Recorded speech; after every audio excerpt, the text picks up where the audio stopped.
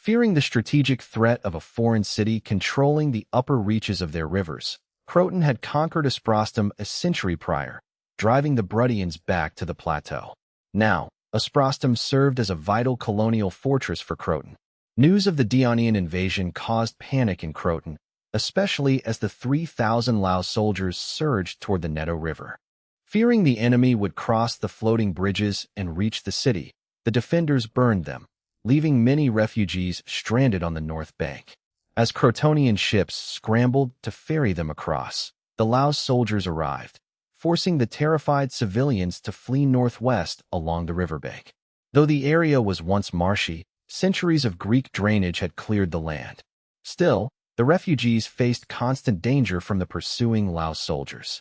Exhausted and terrified, the refugees were aided by young men who appeared in their ranks, helping the elderly and children. Eventually, the Lao soldiers stopped their pursuit as Asprostum came into view. Phagris, the general of Asprostum, opened the gates and admitted the 900 panicked refugees. Then, scouts reported 5,000 Dionian soldiers approaching. Phagris panicked. With 6,000 of his men already lost in previous battles, he had only 700 citizen soldiers left to defend the city. Lacking confidence, Phagris looked at the refugees and abandoned his plan to send them back to Croton, deciding instead to use them for his own ends. Phagris stood on the stone steps of the wall, shouting to the chaotic crowd of refugees. Only after his soldiers joined in did the crowd fall silent, looking up at the Asprostum general.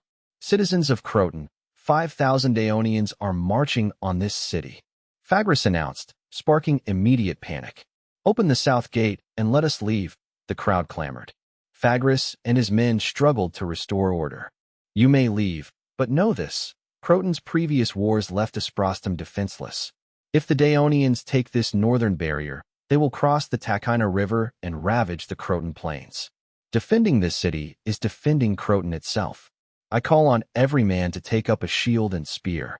As a Croton general appointed by the 10 generals, Phagris had the authority to command the citizens. His plea was heartfelt, as this was his home region. The refugees fell into a heavy silence, weighing the risks. A young man handed his child to a woman and stood up. The woman whispered, "Be careful." Avoiding her gaze, the young man replied, "You too," and stepped forward. Inspired, others followed suit, bidding their loved ones farewell. Phagris patted the young man's shoulder. "What is your name?" "Plinturus." Phagris glanced at the woman holding the child. "Rest assured, you will be reunited with your wife once we drive them back." The young man nodded solemnly, leaving the misconception uncorrected. Hieronymus led the 3rd Legion toward Asprostum. He intentionally slowed his pace to coordinate with his secret plan. Hieronymus asked Izum, "Are you certain your men are inside?" "Yes. I watched them enter. I only stayed behind because my appearance is not Greek. Please, Legate, attack quickly before they are discovered." "I understand," Hieronymus replied. "How many are inside?" 56. Izum answered, confident in his expanded mountain scout team. Pleased by the large number of infiltrators, Hieronymus ordered the trumpeter to accelerate the march. The 5,000 soldiers from Nerulum, eager for battle and glory, needed no urging. Upon reaching the Neto River, Hieronymus saw archers on the far bank and ordered the 7th Battalion to attack. The light infantry formed a skirmish line, waded across under fire, and quickly cleared the far bank. The heavy infantry followed, carrying scaling ladders and wooden rafts across the river. The legion marched up the slope toward Asprostum, forming ranks under the officers' commands. The defenders and the newly armed citizens watched the approaching legion with growing dread. Seeing an elderly man trembling, Phagris reassured him, "Do not fear. This city has never fallen. Even the Bruttians failed to take it years ago when they had even greater numbers." His words calmed the men. Inspecting the battlements, Phagris felt his own confidence return as he saw the walls fully manned. Asprostum was well fortified with 7-meter walls, a wide moat, and natural defenses on the east and west, making it a formidable position with only 2 gates. Izum spotted his men on the wall and whispered excitedly to Hieronymus, "Legate, my brothers are on the wall." Hieronymus asked, "Where?" "On the far left," Izum replied cautiously. Hieronymus looked left. Under the midday sun, A row of shields flashed in a rhythmic, deliberate pattern. Realizing this was a signal, Hieronymus smiled. Izum, if we take this city, your team will receive the highest honors. Thank you, Legate. With his infiltrators in place, Hieronymus finalized his plan. A feint on the right to draw the defenders' attention, followed by a decisive strike on the left. The bugle sounded, and Dionian soldiers charged Asprostum like starving wolves. Captains Bagule, assists, Lysum, Kexima, and Eurasa led the assault. Crotonian arrows proved ineffective against the Dionians' heavy armor. Even wounded, the 3rd Legion's Lacanian soldiers pressed forward, bridging the moat with pre-prepared wooden rafts. As they crossed to reach the walls, the defenders unleashed a hail of projectiles, causing significant Dionian casualties. Lysias, returning to Croton, found the situation dire. Panic gripped Croton as refugees arrived. The council, fearing the army had been defeated and Crimissa lost, blamed Milan, threatening him with prosecution should he return. Lysias countered, arguing that Crimissa was still held by Milan when he left.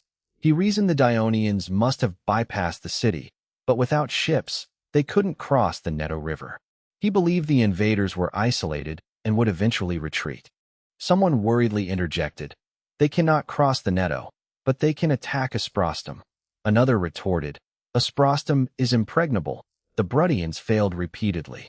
Let them attack, it will be their ruin." A pessimistic voice argued for peace, citing destroyed crops, rising prices, depleted treasuries, and the loss of citizens. Another official vehemently rejected this, citing the Dionian Archon's demand to dissolve the alliance. He warned that if Asprostum fell and allies like Colonia were abandoned, Locri and the Bruttians would soon destroy them all. A counselor suggested, "Peace is a negotiation. We can bargain to lower their demands." Another insisted, "Only after we repel their attack can we negotiate from a position of strength." The council debated endlessly but acted quickly. They sent warships to patrol the Neto to prevent crossings, hired freemen to guard the city and the riverbank, and reinforced Asprostum. They also ordered Milan to attack the Dionians besieging Crimissa to force a withdrawal. Empty. Before the envoy arrived, Milan learned from his fleet that the Dionians had invaded the Croton plain. Milan realized he had been tricked. The Dionians at his gates were merely a diversion while their main force moved south. He hesitated to attack the Dionian camp, fearing that if he moved his troops, the enemy watching from the heights would seize Crimissa. At Asprostum, Phagris was shocked by the Dionians' suicidal ferocity. Scaling ladders were repeatedly pushed back, only to be replaced instantly. Dionian soldiers, tall and fierce, breached the walls. The defenders realized these were not Greeks, but formidable, long-haired warriors who fought with terrifying strength. Phagris committed his reserves to the right flank, where the fighting was most intense. A veteran, Phagris believed the Dionian momentum would fade, so he rallied his men to hold the line. Unbeknownst to him, 3rd Legion Commander Hieronymus signaled his scouts to feign an attack on the left flank.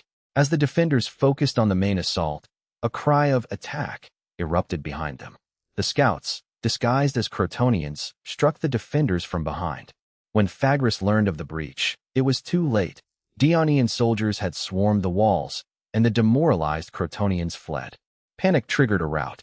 Defenders clogged the stairways and jumped from the 7-meter walls in terror, breaking their limbs. Inside the city, the populace screamed, "The enemy is inside." They fled toward the south gate, hoping to reach Croton.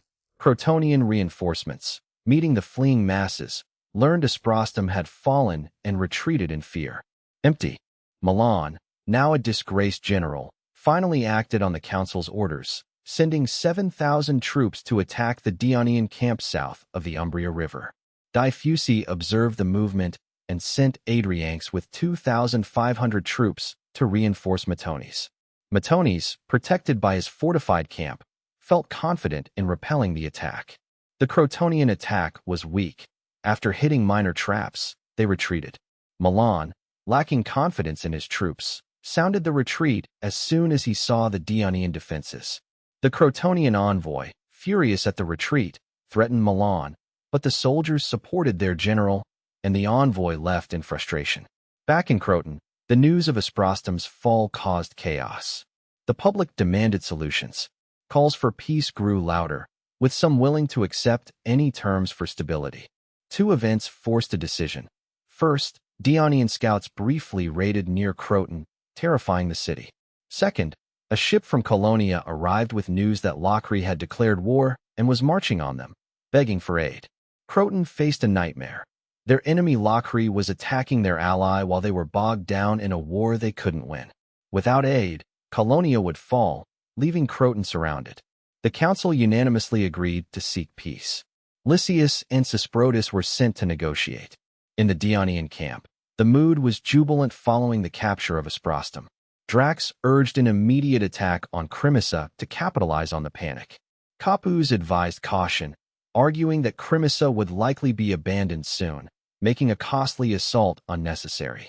Drax argued that letting 10,000 Crotonians retreat would make the final siege of Croton harder. Capuz was silenced. Croton was a massive, well-fortified city, and without a navy to blockade it, a siege would be long and bloody. Diffusi remained calm and asked Avanogus for his opinion. Avanogus suggested, "Why must we attack the city? With our advantage, why not force them to negotiate?" Drax protested that this would be too lenient. Capuz pondered the idea. Diffusi smiled, noting the difference between a general's and an archon's perspective. Marcius arrived with 2 letters. One from Felicius troubled Diffusi, but the second, from Aristolus, brought relief. Empty Diffusi asked, "One good news, one bad. Which first?" Drax chose the bad news. Diffusi read, Crotonian sailors attacked a supply convoy, killing 50 and stealing supplies before escaping to their ships. Capuz was shocked that the enemy had become so bold. Diffusi stressed the need to learn from this failure. The officers nodded grimly. Drax lamented their lack of a navy to stop these raids. Diffusi knew the truth. Dionia was young. Building a trireme fleet required time, money, and training they lacked. I resolved to make a navy my top priority. Avanogus asked for the good news. Diffusi smiled. Lockery is attacking Colonia. Croton will have to negotiate. If not, I will burn their fields and villages until they do. The next morning, the envoys arrived at the camp. Diffusi greeted them with a smile. Lysias stated that the council would surrender Crimissa and pay an indemnity for peace. Regarding the alliance, Sesprotus interrupted, admitting they would dissolve it, but begged to keep it temporarily to aid Colonia against Lockery. He choked up, mourning the loss of Croton's century-long hegemony. Lysias felt the same sorrow. Croton does not need to dissolve the alliance, Diffusi said, shocking them. He added, Dionia will even release the 10,000 prisoners. The envoys were stunned. But, Diffusi continued, Dionia never returns what it has already taken. Lysias asked, You mean Asprostom? Diffusi replied, Not just that. He pointed to the map. Our troops are already building a camp here. Lysias gasped, You want the land on the north bank of the Netto? These aren't just my demands. They are the price for peace, I stated firmly. Croton's aggression, burning Thurii, looting wealth, and slaughtering our people, demands justice. Driven by the Irenes, we fought back, and Hades granted us victory after victory. Our citizens are furious and demand retribution. Without significant spoils, they will never accept peace. Many already urge me to send your 10,000 captives to the mines, just as Syracuse did to the Athenians. Sesprotus shuddered at the mention of the Athenian fate. Asprostom and the land north of the Netto River comprise a third of our territory. If we cede them, what becomes of the Crotonians living there? The council will never agree. 2 wars have cost Croton 20,000 citizens. Your lands lie fallow, I countered. Relocating those people to Croton will replenish your labor force and revitalize your city. This peace allows you to rebuild and eventually field an army to help Colonia repel Lockery. It is a win for everyone. The logic tempted Sesprotus, who looked to Lysias for guidance. Lysias gave a subtle shake of his head, and Sesprotus fell silent. Take your time, I said nonchalantly. But in a few days, I may be negotiating with Lockery instead. I doubt they would hesitate to carve up your lands for an alliance with Dionia. Chilled, Sesprotus quickly interjected. Lord Davos, ceding all land north of the Netto is impossible for the council, but perhaps a portion. We can negotiate. As for Asprostum is non-negotiable. I cut in. It must remain under Dionian control to ensure Croton doesn't break our agreement again. Sesprotus stood in awkward silence. Lysias sighed inwardly at Sesprotus's weakness, though he understood the reality. Croton was defeated. Even if they could defend their city, their infrastructure was ruined and their manpower depleted. Recovery would take years they didn't have. Compromise was the only path to survival.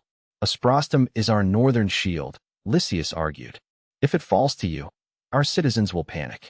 Even if the council agrees, the assembly will revolt. So, you reject our terms? I asked coldly. Sesprotus tugged at Lysias' robe in panic, but Lysias remained calm. Our citizens oppose an enemy holding Asprostum, but they might accept an ally doing so. An ally? I, usually in total control, looked surprised. Yes, Lysias declared. If Dionia and Croton form an alliance, ceding Asprostum and the northern lands becomes a matter of mutual defense. Empty Sesprotus stood agape. I stroked my chin, deep in thought. An alliance was a brilliant move. It removed the security concerns of the Crotonian public, allowing them to accept the territorial loss. Dionia, meanwhile, needed time to integrate these new lands and manage migration without border skirmishes. An alliance was the perfect solution for both. I studied Lysias with newfound respect. To propose an alliance with the very enemy that humiliated his city required immense composure. Sensing the tension, Lysias urged, "Do you agree, Lord Davos?" I regained my composure. What form of alliance? A mutual defense pact between the Dionian League and Croton, Lysias replied. I realized the trap. Lysias wanted to keep Dionia out of the wider Crotonian League. I didn't mind. I knew that with enough power, other cities would eventually flock to me anyway. Only a defensive alliance, I countered. I would protect Croton, but I wouldn't be dragged into their wars of expansion. Lysias, in his weak position, had no choice but to agree. By afternoon, they drafted the terms, a 5-year defensive pact, the unconditional release of Crotonian prisoners, the transfer of Asprostum and half the northern plains to Dionia, and a 500 talent payment to aid Dionian settlement. Crimissa was omitted from the treaty, leaving it effectively surrounded by Dionian territory. It had no choice but to submit. Lysias and Sesprotus returned to Crimissa. Milan asked for news, but Lysias, fearing complications, claimed negotiations were just beginning and quickly departed by ship. Milan felt a growing sense of dread. The people of Crimissa, sensitive to the shifting tides of war, knew their fate hung in the balance. Antorus, the chief general of Crimissa, sensed they were being abandoned by Croton. After consulting with his peers, he decided to bypass Croton and approach me directly to secure Crimissa's future. A secret envoy crossed the lines at night and reached the Dionian camp, where he was brought before me. Crimissa wants to surrender? I mocked. You are occupied by Croton. What can you offer me? The envoy steeled himself. We have 300 fighting citizens. When you attack, we will strike the Crotonians from the rear to help you take the city. And then, I asked with a smirk, you want to remain neutral? No, the envoy panicked. We want to join the Dionian League. Too late, I said sternly. We don't need your help. There is only one path for Crimissa. You will become part of the Dionian League, I declared. Your citizens will become Dionian citizens. Your property will be protected, and your leaders will be selected by the Dionian Senate. In Croton, the treaty was met with surprising acceptance. The sight of Dionian troops ravaging their outskirts had broken the people's spirit. They viewed the treaty not as a defeat, but as a protective alliance that brought their prisoners home. In late January 398 BC, I and Lysias signed the treaty near Crimissa, ending the Second Crotonian War. The Crotonian soldiers, exhausted by constant defeat, cheered at the news of peace. See, the people are tired of fighting, Lysias noted to Milan. Milan watched the soldiers celebrating, unable to speak. A guard entered. General, Antorus asks when you are leaving. Milan exploded in rage. Tell them not to test my patience, or I will raze this city to the ground. Empty. Milan, the people of Crimissa are now Dionian citizens, Lysias reminded him. Milan stopped, kicked a chair, and stormed out. Antorus ignored Milan's outburst, having already secured the city's future by committing to me. Eurycpus, guard the temple treasury, and Taurus ordered. Pleiades, guard the granaries. I will deal with Lysias to ensure we keep our supplies. What about the citizens? Someone asked. Tell them to mark their doors as Dionian citizens. Let's see if any Crotonian dares provoke a war by looting them now. Though some Crimizens were reluctant to lose their independence, the promise of Dionian protection and the prosperity of Thurii made the choice clear. Do this for yourselves. And Taurus encouraged his men. If we hand over a prosperous city to Dionia, we prove our worth and secure our future in their senate. By afternoon, the first ships of Crotonian soldiers departed. Milan looked back at the receding city. You have handed the hegemony of Magna Graecia to Dionia, Lysias. From now on, we follow their lead. And who caused this? Lysias asked. Milan fell silent. Prepare yourself for the Senate's questions, Lysias added. As the Crotonians left, I led my army into Crimissa. To the rhythm of Dionian drums and horns, the soldiers marched in perfect formation, a disciplined force claiming their new territory. Led by Captain Marcius, the Dionian vanguard marched into Crimissa. The golden statue of Hades atop the commander's standard shimmered, followed by a military band and thousands of elite soldiers from the three legions. With banners waving and soldiers beaming, the procession felt more like a celebratory wedding than a military occupation. Notably, the soldiers carried no shields or spears, a deliberate gesture of trust toward the Crimizens. I, my fellow legates, and Avinogus walked in the center, easily identified by our red cloaks and surrounding guards. The procession halted before the gates of Crimissa, and Taurus and his party approached as I and my escort stepped forward. As Antorus approached, he felt an involuntary tension. Despite my smile, the young Archon's reputation, forged by 2 crushing victories over Croton, exerted an invisible, overwhelming pressure. Lord Davos, I, Antorus, former Chief General of Crimissa, and the former council members welcome you, Antorus said, bowing respectfully. Some behind him followed suit. Others stood in stony silence. I returned the salute earnestly. I thank you for your trust in the Dionian League. History will prove your choice correct. Oh, and what benefits do we gain by supporting Crimissa's entry into Dionia? A voice interjected. Ignoring the tone, I replied firmly, as Dionian citizens, you will be respected across Magna Graecia. The League will defend your rights, whether you are noble or commoner. You can earn land through military valor or rise to the Senate through merit. You will enjoy affordable health care, modern infrastructure, agricultural technical support, and low-interest business loans, all protected by our elite citizen soldiers. Once you understand our laws and system, you will be proud to be Dionian. Antorus, Eurycpus, and others exchanged glances, clearly moved and contemplative. If Dionia is so perfect, can we become Archons? Someone challenged. Capys, Dracos, Hieronymus, and Avinogus glared at the speaker, sensing a direct, hostile attack on me. The Crimizens turned pale, fearing my wrath. I remained calm.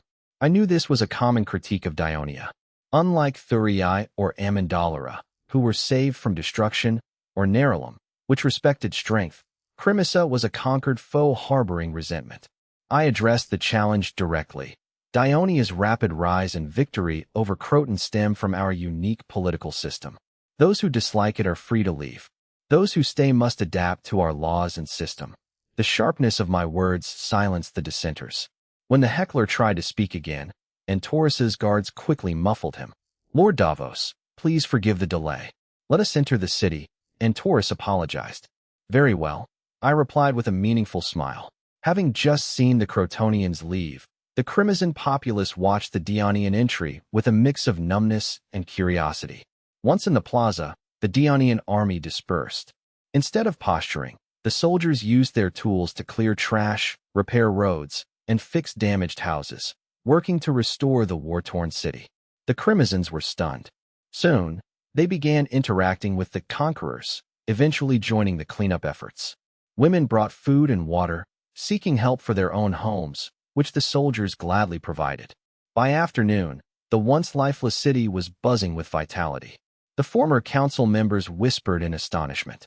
Even the well-traveled Antorus was moved. Lord Davos, this is truly unprecedented. Crimizens are now Dionian citizens, We are family. Families help one another, I said with a smile. I was pleased. I had ordered this labor, incentivizing the soldiers with promises of shortened citizenship requirements, land allotments in the area, and the prospect of marriage to the local women, who now outnumbered the men. This ensured the soldiers acted as neighbors rather than conquerors. You protected the treasury and granaries from looters, I continued. That proves you already view yourselves as Dionians. I am certain the Senate will recognize your efforts. The group beamed at the implied promise. I smiled, though I knew the Senate would secretly vet the local leaders. Only those truly loyal and capable would be recruited. The election was merely a facade to ensure firm control over the new territory. Lord Davos, please join me at the port to inspect the supplies we seized from Croton, and Taurus suggested.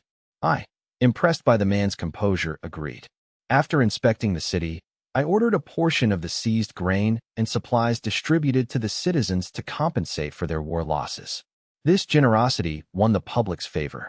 I stationed Capus and 2,000 men in the city to maintain order and continue repairs, while the rest of the army cleared the exterior camps. Declining a banquet, I departed with Lade's cavalry and Hieronymus for Asprostum. Riding through the vast, undulating Croton plain, they saw fertile fields, irrigation canals, and villages, some still smoldering. Despite the eerie silence and the occasional hostile dog, I and my men were in high spirits, surveying our new territory. The terrain isn't as flat as the Cyberus plain, Lades remarked excitedly, but the soil seems just as fertile. It seems you want to move all your land here, I joked. Lades shook his head. I have no such intention. Being this close to the Crotonians makes me uneasy. You're picky about such fertile land. The rich truly don't understand the poor, I teased. The cavalrymen joined in, mocking their captain. Hieronymus interjected. Land is useless without the strength to defend it. I agreed, exactly. We must keep training to defend our home. Cavalry, you performed well, but don't grow arrogant. Master new tactics. I want you to be the decisive force in battle. Do you have the confidence? Yes, the cavalrymen shouted, raising their spears. Standing on the walls of Asprostum, I admired the view of the snowy mountains, the cliffs, and the lush Croton plain. What a magnificent place. I can't believe the Crotonians surrendered it. They didn't want to, they just couldn't hold it, Bagul said confidently. With these defenses, I could hold off 20,000 with just 2,000 men. I nodded, agreeing with the assessment. Izum's mountain scouts were crucial to this victory, Hieronymus noted. I turned to the young Dukya. Izum, your company performed brilliantly. Every soldier involved will be decorated. Thank you, Commander. Izum replied excitedly. My scouts could do even more if you expanded the unit to 1,000 men. Hieronymus and assists exchanged glances at the Dukya's boldness. I smiled. Scouts are for reconnaissance and sabotage, not frontline combat. A unit that large is hard to command and easy to spot. If you want to expand, draft a plan detailing the organization and training. If it's viable, I'll discuss it with Felicius and promote you to captain. Thank you, sir. Izum cheered. Assists teased. So that's why you wanted to be a captain? If you all are captains, I shouldn't fall behind, Izum retorted. Everyone laughed. I looked over the city. Have the original residents left? Assist reported. The Crotonians forced them out after reading the treaty. They took their personal belongings, but we seized the public property as spoils of war. Good, I said. It makes resettlement easier. Inventory the assets. We must share a portion with Laos and Castron. Batel objected. That's Dionian loot. It has nothing to do with Laos or Castron. Bagul, do you know the terms of the Dionian alliance? I asked patiently. Bagul shook his head, admitting his ignorance of the laws. Assists explained. The alliance mandates that all members contribute troops and share spoils of war fairly. Exactly, I emphasized. Laos sent 3,000 men under Avenogis, and Castron helped us significantly. If we are stingy, who will fight with us in the future? I'd give them all the loot, because we have something far more valuable. I looked at my officers and said one word, land. They realized the strategy, share the loot, but keep the land for Dionia. Using allies to expand their territory was a profitable deal. Assists added, there is one more thing. The Lacanian soldiers in the 3rd Legion want allotments here, as the grazing is better than in Nerulum. They want their own allotments. I asked sharply. Yes, Assist said. They already have tribal land in Nerulum, so I'm unsure if they can hold more. I turned to Bagul. Are you aware of this? Yes, Bagul replied. They see the Greek soldiers owning land and want to leave their tribes to live independently. Do you think their request is reasonable? I asked. Absolutely, Bagul answered without hesitation. They earned it with their blood, and it will help them integrate into Dionia. I smiled. I'm glad you think so, but how will the tribal leaders react? They won't object, Bagul said. They no longer need the soldiers for survival under our protection, and the soldiers' departure leaves more land for the tribes. I agreed to grant land to the Lacanian warriors, though I remained cautious. I wanted to integrate these tribes into the alliance without triggering a backlash that would hinder future expansion. I decided to send Hemin and his father to Nerulum first to gauge the tribal leaders' attitudes, delaying the land distribution. Bagul and Assists agreed. Hieronymus objected, noting that settling 3rd Legion soldiers there would complicate future training and mobilization. I laughed, explaining that the 1st and 2nd Legions would also settle in Asprostum and Crimissa. With so much new land, it must be distributed to deserving citizens, reserves, and freemen to prevent it from lying fallow. I planned to convene Felicius, Raphias, Urkos, and the captains to draft a comprehensive plan. Hieronymus conceded, while Bagul and Assists were excited, seeing opportunities for promotion. I realized that in less than a year, for wars had caused the alliance's land, population, and military to swell rapidly. It was time to pause and consolidate. Izum suddenly shouted, "Isn't that aristocratides?" Everyone looked down to see aristocratides arriving at the moat, signaling the gate.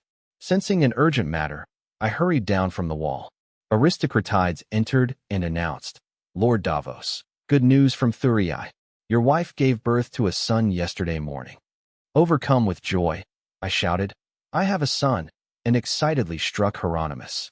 Hieronymus, Bagul, Assists, and the nearby soldiers offered their congratulations, calling it a blessing from Hera. I hugged them all, jokingly telling them to work harder on their own families. Though I wanted to return to Thurii immediately, Hieronymus and the others insisted I stay the night in Asprostum, citing the darkness and the treacherous, river-filled path. The next afternoon, Calixituoia slept after nursing. Asuna cleaned the baby and changed his diaper, ordering the slaves to wash the soiled linens. She sang the baby to sleep and dozed off by the crib until she felt a tap on her shoulder. She woke to see me and gasped, "Master, you've returned." I gestured for silence and whispered, "How is Calixituoia?" Asuna reported that both were healthy and led me to see the baby. I approached, mesmerized by my newborn son, and gently touched his cheek. The baby reacted to the touch, prompting me to poke him again. The infant opened his bright blue eyes and began to cry. As a first-time father, I was at a complete loss. Asuna calmly picked up the baby to soothe him. Calixituoia asked weakly from the bedroom, "Is the baby hungry?" Asuna excitedly replied, "No, the master is home." I rushed in to find Calixituoia looking tired but well. I kissed her, whispering, "You've worked hard." She leaned into my arms, asking, "Have you seen our son?"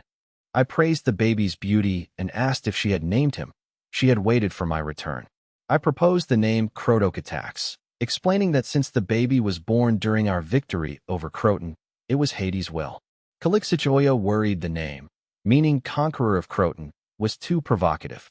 I argued that the name would remind the people of the Alliance's struggles and inspire my son to create his own glory. Convinced, Calixituoia agreed. The baby's crying stopped instantly. Calixituoia marveled. "Heavens, the name is blessed by Hera? He accepts it." Asuna brought the baby in. Calixituoia told the baby to greet his father. The baby gurgled and waved his arms. Calixituoia placed the baby in my arms. I held him with extreme care.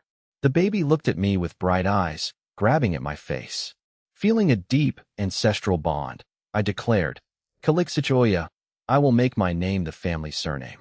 The Davos family shall become the most brilliant in the Mediterranean." My mention of naming conventions, distinguishing Greeks by origin versus the formal surnames of Persian nobility, sparked Cynthia's interest.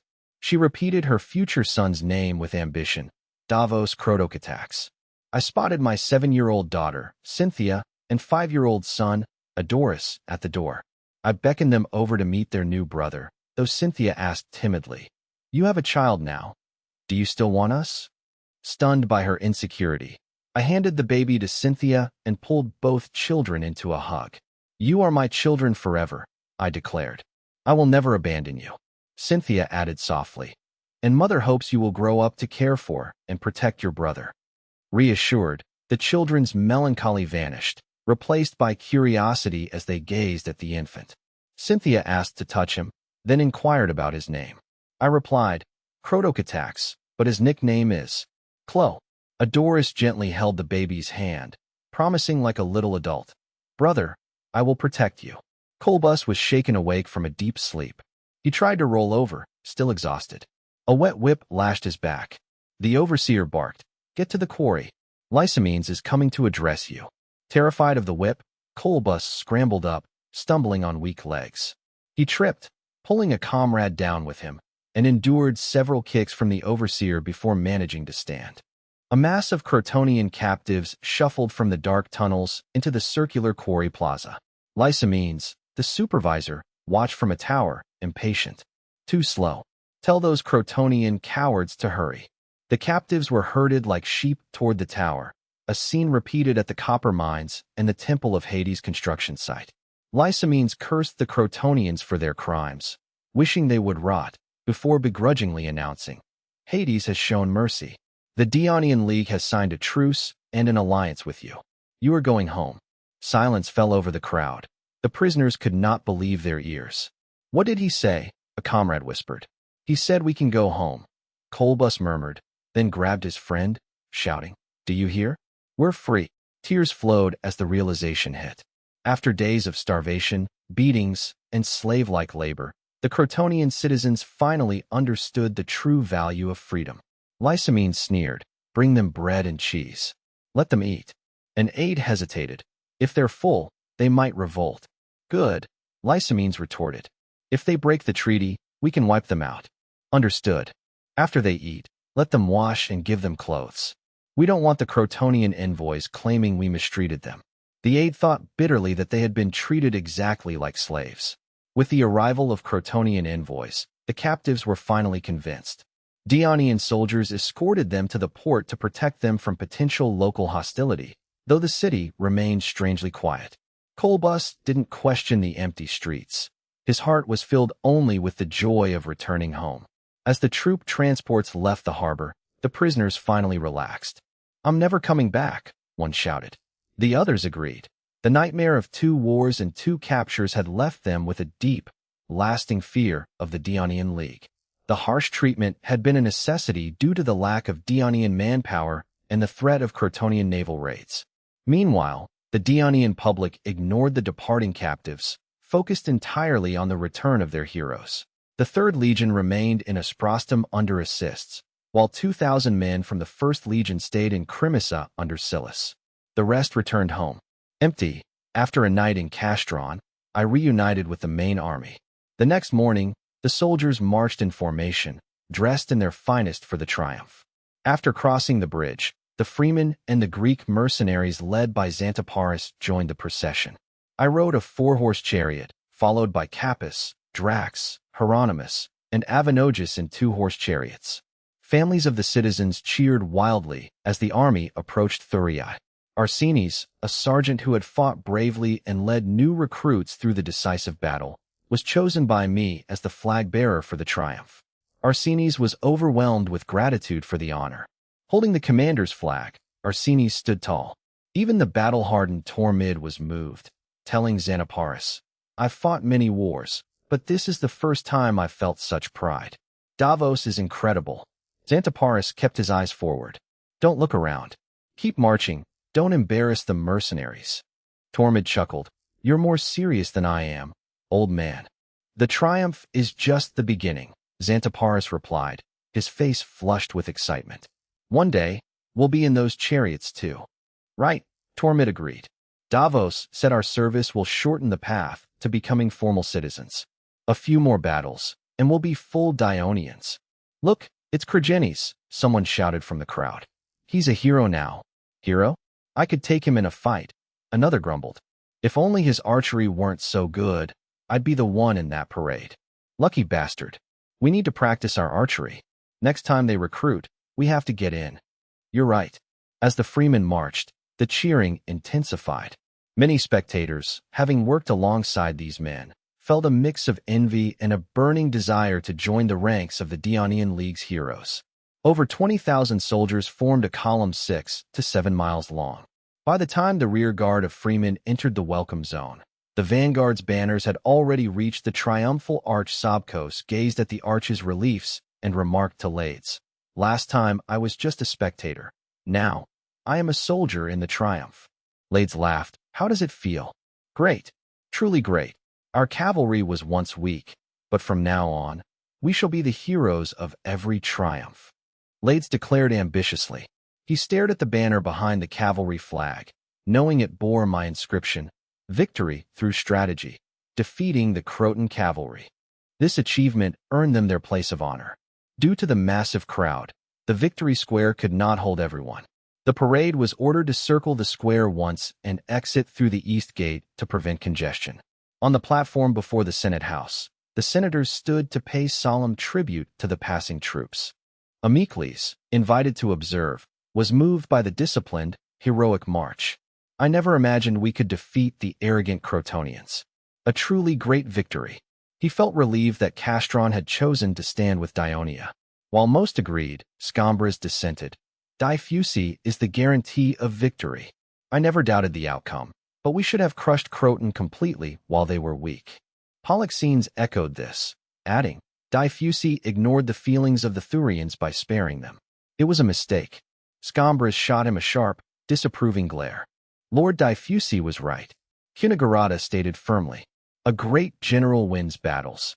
A true leader uses victory to secure the alliance's interests. Prolonging the war would have cost Dionia dearly. I am grateful we have such a wise Archon."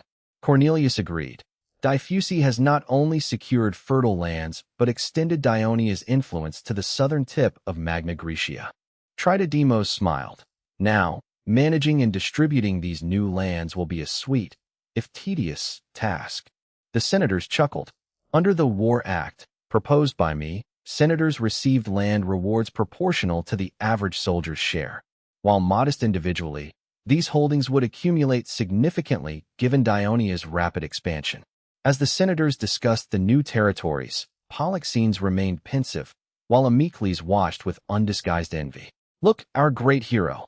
Plyzanaris shouted, drawing everyone's attention back to the square. I, in full armor, stood on a 4-horse chariot. I waved to the crowd, bringing the celebration to its climax. The crowd erupted, chanting my name. Ignoring the guards, they surged forward to touch the savior of Thurii, the 2-time conqueror of Croton, and the god-favorite of Hades. The guards grew tense, fearing a riot. I remained calm. I stepped off the chariot to greet the people, asking if they had suffered losses and if the Alliance could provide aid. The people, moved by my concern, escorted me to the platform before reluctantly dispersing. The senators stepped forward to meet me. Cunagurata chided me. "That was too dangerous, Lord Diffusi. You should have stayed on the chariot." I laughed. "What danger? Senators and citizens are like fathers and children. A father loves his children, and they love him in return. Why would they harm their own kin?" The senators were struck by this analogy. The phrase spread, and soon, the people began referring to the senators as fathers. Amidst the crowd was Metrophenes, the envoy from Locri. Upon learning of the peace treaty and alliance between Dionia and Croton, he was consumed by fury and regret over his own illness, which had kept him sidelined during the negotiations. Empty. Metrophenes felt the Dionian Senate had deliberately fooled him, dragging out time while secretly negotiating. He viewed this as a grave insult to Locri. He had intended to confront me and threaten the alliance. But after witnessing the sheer military might and the fanatical devotion of the Dionian people, he realized this was a warrior state that would not be easily intimidated. He decided to retreat. I concluded the ceremony with a speech. "Citizens of the Dionian League, I thank you. You did not falter in the face of invasion. Soldiers fought heroically, while you in the rear endured loss and hardship to support our cause. This victory belongs to all of us. May the souls of our fallen reach the Elysian fields of Hades. I, Archon Diffusi, declare that the days of Dionia being bullied are over. A brighter future awaits us. Long live the Dionian League. Long live the Dionian League. Long live the Senate. Long live Archon Diffusi. The square erupted in joy. Following the sacred festival of King Agisi, the Spartan Gerusia finally moved to elect a new king to prevent political instability. 29 elders gathered, along with the two candidates, Leotychides, son of the late King Agisi, and Agesilaus, Agisi's brother. The rotating speaker, Cleostetus, announced, "The sacred election begins. Candidates, state your claims." The young Leotychides stood first. Agesilaus, the law states the king's son inherits first. If you have any shame, leave now. Agesilaus addressed the elders respectfully. I, the only brother of Agisi, am the rightful heir. Leotychides shouted, "Don't play dumb, you cripple. The law makes me king as Agisi's only son." Agesilaus looked at him with disdain. "The law applies to Agisi's son. But I have heard the man you call father say you are not his." Leotychides, stung by the long-standing rumor, lunged at his uncle, shouting, "Damn you, cripple. Don't think I won't strike you." He gritted his teeth. "My mother knows the truth. She says I am the king's son." "Quiet," Cleostetus warned. "This is a sacred hall. No fighting." Agesilaus pushed him away and said calmly, "Elders, remember the earthquake? Agisi left his wife for nearly a year. Poseidon's wrath served as witness. Leotychides was born 10 months after he left." The elders looked grave, considering the timeline. Leotychides roared, but guards restrained him. Cleostetus asked, "Do the elders have anything to say?" Diopethes rose. "I consulted the oracle at Delphi. Apollo warned, beware the day the king becomes a cripple. If Agesilaus becomes king, disaster will follow." He passed the scroll around. Diopethes glanced at Lysander, then offered a reassuring gesture to Leotychides. Agesilaus struggled to remain calm, instinctively hiding his crippled foot. Lysander stood, commanding attention. Apollo's oracles are often misinterpreted. If we take the literal meaning, we fail. If our king is not of true blood, then our sacred diarchy, the divine lineage of Heracles, is the part that is truly crippled. Lysander's influence sparked intense debate among the elders. Leotychides glared at Lysander but dared not insult him, as Lysander remained a hero to the Spartan people. King Pausanias, wary of Lysander, signaled his ally Eurypides to intervene. Eurypides stammered, "Sparta is the hegemon of Greece. If our king is physically impaired, other city-states will mock us. We have never had a crippled king." Lysander countered, "Agesilaus is a brave, honest warrior. But look at Leotychides. Who does he resemble?" Under Lysander's guidance, the elders looked at the handsome Leotychides and saw the features of the Athenian Alcibiades. Diopethes panicked. "These are just rumors. There is no proof. We cannot let the throne pass based on lies." "Empty," Lysander sneered. "Are you even a Spartan, Diopethes? Remember Demaratus." The elders murmured. Demaratus was a long-standing shame for Sparta. Spartan women were known for their unique beauty. Parents of ugly daughters would pray to Helen's statue at an ancient sanctuary, hoping for a transformation. A century ago, a priestess prophesied that one such girl would become the loveliest woman in Lacedaemon. She became a famous beauty, stolen by a king who made her his queen. She gave birth to a son 7 months later. Was the father the king or her commoner husband? The boy grew up to be King Demaratus. When Demaratus ascended, King Cleomenes had already reigned for 5 years. Cleomenes' own succession was fraught with controversy over his father's bigamy. Though his half-brother Dorius was favored, the traditionalists insisted on Cleomenes' right as the firstborn son. Cleomenes eventually secured his throne by exiling his brothers to the western Mediterranean. Cleomenes, ambitious and cunning, sidelined his co-king Demaratus to dominate Sparta for 2 decades, expanding influence into northern Greece. As Xerxes prepared to invade, he sowed discord among Greek city-states. When Aegina submitted to Persia, Cleomenes vowed to punish the traitors. Demaratus, seeking to undermine his rival, secretly supported Aegina. Enraged, Cleomenes orchestrated a coup, questioning Demaratus's legitimacy and bribing the Delphic oracle to denounce him. Demaratus was deposed after 24 years and fled to Xerxes. Cleomenes' victory was short-lived. His bribery was exposed. After a period of exile and erratic, violent behavior, his half-brothers Leonidas and Cleombrotus declared him insane and locked him in a temple. He was found dead the next day, mutilated by his own hand. The public viewed his gruesome death as divine punishment for sacrilege, accepting the verdict of suicide. Leonidas became king, though rumors persisted that his brothers had murdered Cleomenes. Leonidas led his 300-man guard to Thermopylae partly to prove his innocence to the Spartans. The assembly fell silent, reflecting on that dark, shameful chapter of Spartan history. Speaker Cleostedes abruptly called for the election of a new king. Agesilaus and Leotychides vied for the throne, each with flaws and supporters. Agesilaus ultimately won the vote. A humiliated Leotychides departed, while Cleostedes summoned the 5 ephors to announce the result. The ephors formally declared Agesilaus, of the bloodline of Heracles, the new king of Sparta. A trembling Agesilaus swore to rule Sparta according to its established laws. The ephors pledged to uphold his reign as long as he kept his oath. In February 398 BC, Agesilaus ascended the throne. Meanwhile, in Sicily, Dionysius marched west along the coast with 80,000 infantry, 3,000 cavalry, and 400 ships. Upon liberating Camarina, Dionysius learned of Dionia's victory over Croton. He immediately ordered Philistus to send reinforcements to Locri. He then ordered his army to continue their march without rest. Tarentum's magistrate, Eumachus, was stunned by the news of Croton's surrender, noting Dionia's rapid rise from a small city-state to a powerful league. Senator Dexitimus remarked that it was fortunate Tarentum was an ally. Eumachus insisted that Tarentum must not rely on others. They needed to conquer the Messapians to gain leverage against Dionia. Dexitimus protested the human cost of such aggressive expansion, questioning if the Senate would approve. Eumachus dismissed him, noting that the public demanded action against the Messapians. With Diomedes returning and Archytas leading the assault on Brundisium, he expected the pressure to intensify. Dexitimus worried that such large-scale attacks would provoke the Pusicians. Eumachus argued that the Pusicians were already hostile, and seizing Brundisium would secure trade and cut off Messapian supply lines.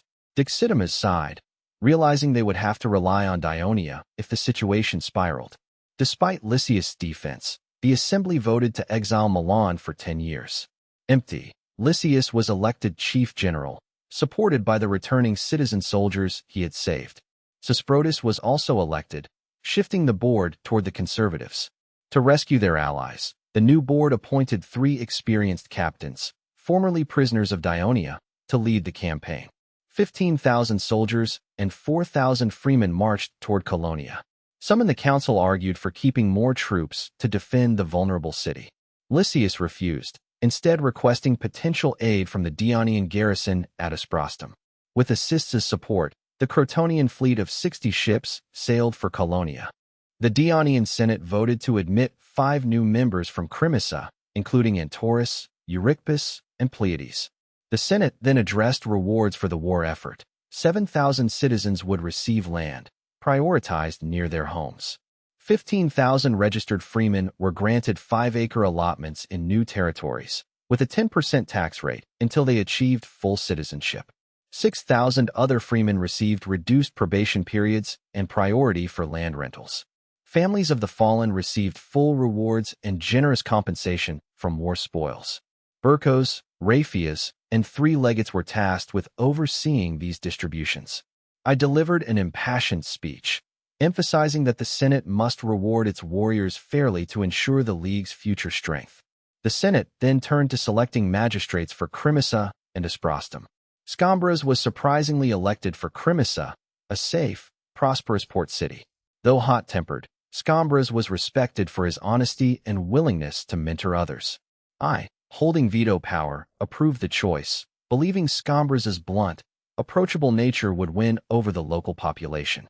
Scombros pledged to integrate Crimissa into the League and manage the new settlers. I expressed full confidence in him. Asprostum, however, required a leader with military and administrative skill to handle the Brution threat and coordinate with Croton. With many Lacanians settling there, the magistrate needed to be capable of managing a diverse, potentially unruly population. Many potential candidates were either too fearful of war, too passive, or already held key positions. The position remained vacant until a call for volunteers. I considered assists, but he wasn't a senator. I realized I needed to reform the public office law to allow high-ranking officers into the Senate. Suddenly, Zysite, my trusted former captain, raised his hand. I knew Zysite was capable, having managed the influx of people in Amandalara with fairness and stability. I decided assists would stay in Asprostum to assist Zysite with administration. With no other candidates, Zysite was confirmed. I and other leaders publicly supported the appointment. Cornelius lamented the loss of such a fine patrol captain for Amandalara. Empty, I offered to recommend a replacement. I named Epitenes as the new patrol captain. A surprised Epitenes questioned the choice. I joked that this would keep him focused on duty rather than his personal distractions. The assembly laughed. Epitenes was known for his penchant for young men, a common Greek tradition. I respected his tactical brilliance and ability to handle complex situations. Under pressure, Epitenes accepted. His reluctant expression amused the others. Cornelius called for a half-hour recess for lunch. I spent the break discussing strategy and coordination with Scambras and Zysite. Kinagarata consulted me on settling the 5 new senators. Since senators serve for life, they must reside in Thurii to fulfill their duties, even if they serve as magistrates in other cities. Public land in Thurii is scarce and strictly controlled. Under the Dionian land law, even I must pay market rates for land. With the recent population surge and the victory over Croton, property values are skyrocketing. Kinagarata proposed selling land to the new senators at the original, lower price to demonstrate the Senate's goodwill and welcome them. I agreed, adding that if any of the 5 Crimissa senators cannot afford the purchase, the National Treasury will provide an interest-free loan. The break ended, and the Senate session resumed. I stood to propose my first agenda. Our victory over Croton exposed a critical weakness, our lack of a navy. The senators immediately resonated with this concern. Kinagarata lamented that Croton's fleet had ravaged Thurii's villages, killing citizens and forcing officials to struggle with reconstruction and resettlement. Amintas added that a strong navy would have forced Croton to surrender earlier, avoiding the need for the siege of Crimissa. Maligi noted that as Dionia's trade and territory expand, a fleet is essential to protect long coastlines and prevent port blockades. The assembly unanimously agreed on the necessity of a powerful navy. I proposed building 7 new triremes this year, with some construction outsourced to Crimis's shipyards. The goal is to reach a fleet of 50 triremes, 20 medium ships, and 10 small ships within 5 years. Mercis objected, citing the high cost of over 100 talents annually. I countered that the Treasury, which doubled its revenue this year, can easily afford it. Many senators were shocked to realize Dionia's wealth now rivals Tarentum and Croton. Maligi explained that costs can be minimized. Dionia has abundant cedar in Lucania, previously exported to Athens under a now-defunct agreement. Ananias confirmed the old agreement, noting that Thurii had depleted its local forests to supply Athens, a practice that caused environmental damage and resentment. Kinagarata added that the agreement was only cancelled after Sparta gained naval dominance. I noted that Athens' strategic interest in Thurii was always driven by its desperate need for shipbuilding timber, as Athens lacks forests and relies on imports to maintain its naval hegemony. I proposed using slave labor to harvest timber, costing nothing. I then jokingly asked Ananias to keep construction fees reasonable. Ananias smiled helplessly, and the assembly's financial concerns largely dissipated. Mercis remained skeptical, pointing to the high maintenance costs. I and Ananias confirmed we had already discussed this. I proposed that when not at war, the fleet would escort merchant ships and serve as cargo vessels, generating revenue and training sailors. Mercis was silenced. I asked for nominations for a naval commander to oversee construction, recruitment, and training. Silence filled the room. Most senators lacked naval experience.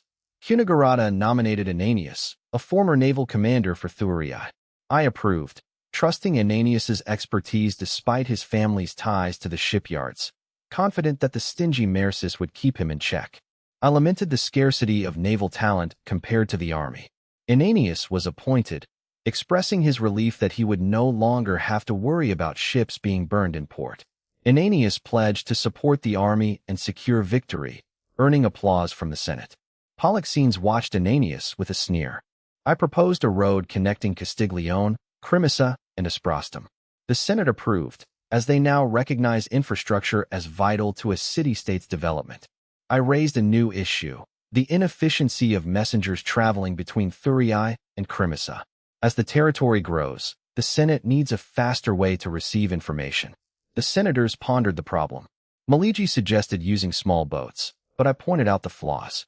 I noted that sea routes are unusable during storms, useless for inland cities, and vulnerable to interception during wartime. Maligi admitted he had no better solution. Cornelius suggested relying on the new road network. I proposed the creation of a postal service. The term was new to the senators. I explained, post offices in every city and relay stations every 40 to 50 miles along the roads would allow for rapid communication, lodging for messengers, and horse changes. Cunegurata praised the idea, noting it would strengthen the bonds between Dionian cities and could eventually be extended to allies. Scambras expressed joy, noting it would help him stay in touch with his children while stationed in Crimissa. Stromboli teased him about his usual complaints regarding his children. The two bickered playfully, drawing laughter from the others. Mercis worried about the costs of building stations and paying staff. Maligi retorted that the service would charge fees for mail and lodging, making it self-sustaining. Maligi took the opportunity to mock Mercis's lack of foresight. Mercis, now interested, asked about the pricing. I suggested 1 obol per letter, with parcel fees determined by size. Cornelius noted that this would be highly popular, especially for citizens managing land allotments across different cities. The senators agreed. Mercis asked if profits would go to the treasury. I confirmed they would, then proposed a road bureau to manage construction and maintenance. The Senate agreed, recognizing the need for professional road upkeep. Mercis asked if road usage would be tolled. I said no. Mercis argued that maintenance is expensive and a small fee should be charged. I insisted that tolls would discourage use, defeating the purpose of building infrastructure for the people. Plyzenas passionately declared that Dionia provides benefits, roads, healthcare, postal services, and land, that even Athens cannot match. The Senate fell silent. They realized that while Athens is wealthy, it is hindered by vested interests and rigid traditions that prevent it from serving its citizens as effectively as the emerging Dionia. Plyzenas asked if Persia could do the same. The senators shook their heads. Persia was a tyranny built on the exploitation of its people. Dionia is the Elysium of Greek city-states. Once Greeks learn of our citizens' rights, they will flock here, Plyzenas declared confidently. Cunegurata agreed. Before the war with Croton, our port's freemen were already increasing. Now that we've honored our promises and distributed land to reserve citizens, immigration will surge. We must prepare. The assembly felt a mix of joy and apprehension. I have another proposal, I continued. I sense your concern that Dionia may struggle to maintain order or that the influx of uneducated commoners will dilute our citizens' quality. Senator Massasakis stood up. Lord Davos is right. Our port is already filled with rude, uncultured immigrants. The patrol deals with dozens of conflicts daily. Is that not so, Cunegurata? Cunegurata corrected him. It is not that severe. Freemen fear losing their path to citizenship, so they avoid trouble. There are at most 5 incidents a day, usually resolved before the patrol arrives. Massasakis muttered. 3 or 4 incidents a day is still plenty. Polixenes glanced at Massasakis, his eyes flickering. I smiled. To address this, I propose establishing a school in Thurii where citizens can learn literacy, arithmetic, art, music, and athletics for a small fee. The senators were intrigued by this novel concept. Unlike the private tutoring or expensive academies of other cities, a state-funded school for all citizens was unheard of. They began questioning me eagerly. Drawing on my past life, I answered their concerns with ease. Amyntas asked, "What about adult citizens who want to learn?" I replied, We will establish adult classes with a curriculum tailored to eradicate illiteracy quickly. Hinagurata asked, how will we accommodate children of varying ages and educational backgrounds? I explained, we will have primary, intermediate, and advanced levels.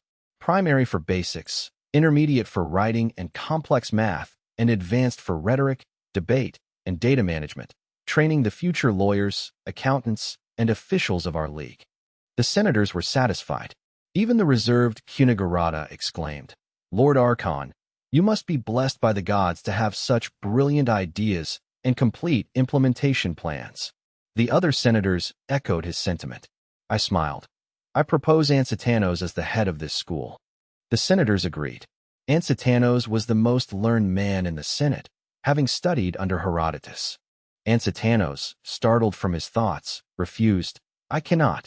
I have no time. Thucydides has finished his history of the Peloponnesian War, and my history of Magna Graecia hasn't even begun. After the Senate promised to assist his research, Ansatanos reluctantly accepted, though he complained, there are thousands of children in Thurii alone. Where will we find enough teachers for all these subjects? I was prepared. If we lack teachers, we shall attract them. We will lower tariffs on silphium to incentivize Cyrenaican merchants, and we will pass a law offering incentives to foreign scholars. Ansatanos asked, what kind of law? Any foreign teacher, even a slave, who passes our Senate's assessment will receive Dionian citizenship. However, they must teach for life. If they change professions, their citizenship is revoked and they are exiled. This citizenship does not extend to their children unless they also become teachers. The proposal moved the assembly. Ansatanos, now excited, declared, since Greeks already envy our citizenship, this will surely attract teachers. Doctors and teachers are the most sacred professions. I thank the Archon for his foresight. This will make our league not just militarily strong, but culturally magnificent. As dusk fell, the meeting continued by candlelight. Scombros spoke next. I have consulted with me, Capus, and Hieronymus. There is a large swamp north of Crimissa that floods in spring, hindering traffic and ruining farmland. I propose we drain it and build a dike along the Lakili River to secure the land and prevent disease. Protesilaus teased, you haven't even taken office as magistrate of Crimissa yet. Scombros glared at the younger man. 8,309. Empty. Protesilaus shrugged and fell silent. Hinagurata asked, the technology exists, but have you considered the massive labor and resources required? Scombros replied, we will recruit the incoming freemen. We can offer them shortened citizenship reviews and land allotments in the reclaimed area as incentives. I also asked Hirpulisai to send doctors to prevent outbreaks. Hirpulisai agreed. We will provide help immediately. Scombros turned to the treasurer. Mercis, don't worry about the cost. Think of the land tax revenue this will generate annually. Mercis sighed, I agree.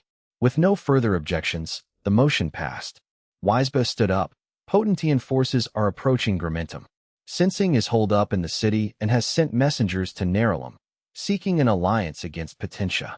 I smiled. What do you think? Wiseba said, Sensing is untrustworthy. Let them fight. It weakens both sides, which benefits Dionia. I agreed, correct. We will politely decline, citing our need to recover from the recent war. Wiseba nodded. Hemen added, the tribes formerly of Gramentum have also contacted us, asking for help to drive out the Pixis and Potentian forces. I asked, what do they offer? Hemen replied, they are willing to make Gramentum a dependency of Dionia. Protesilaus was tempted. That seems worth considering. I scoffed. These tribes betrayed their own chieftain, Lazo, and now want us to fight two major Lacanian powers? We lack the manpower while we reorganize our army. Baguil, can our hoplites handle mountain warfare? Baguil replied, we took Nerulum by surprise, not through open combat. In the mountains, our hoplites would struggle. The terrain is narrow, supply lines are difficult, and the enemy can easily ambush us from above. Alexis and the other former mercenaries agreed. Protesilaus felt ashamed. My recent victories have made me arrogant. The other senators who had supported the idea also lowered their heads, realizing they had begun to take Dionia's invincibility for granted. I remained cautious, remembering how the Romans struggled against the Samnites in the mountains for decades. I would not repeat their mistakes. Polixenes challenged me. Have you forgotten your promise to conquer Lucania? I replied calmly. Not attacking directly does not mean abandoning it. The war between Potentia and Pixis is devastating the local tribes. Hemen tells me they are being plundered and forced into service.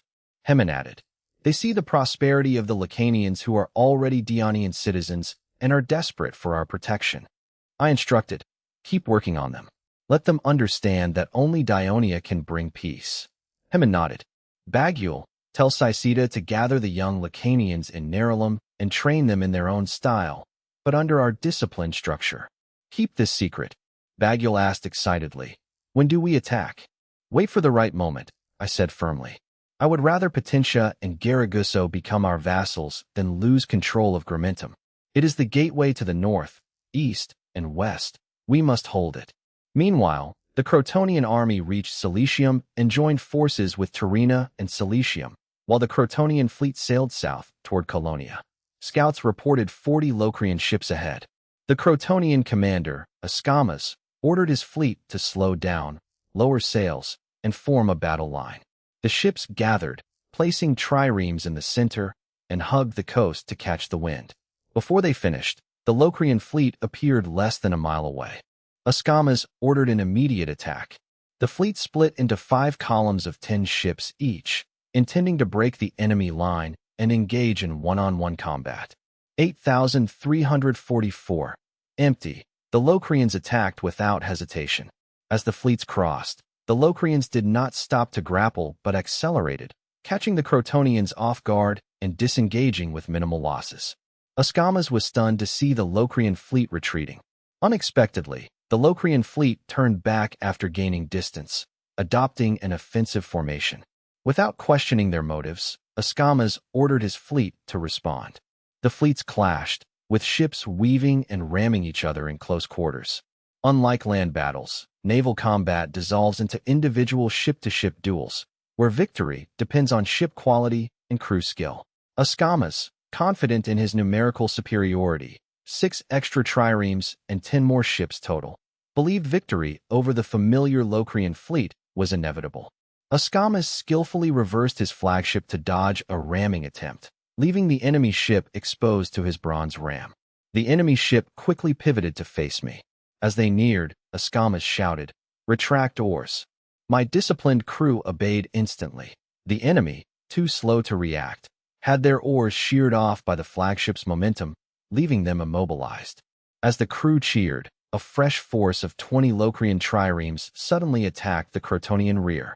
The Crotonian fleet was caught in a pincer movement. Croton suffered a crushing defeat. 15 ships sunk, 8 captured, and 10 severely damaged. Ascamas barely escaped. During my retreat, a devastated Ascamas wondered where the extra Locrian ships had come from. The naval victory emboldened the Locrian army besieging Colonia. They launched an immediate assault the next morning upon the arrival of Crotonian reinforcements.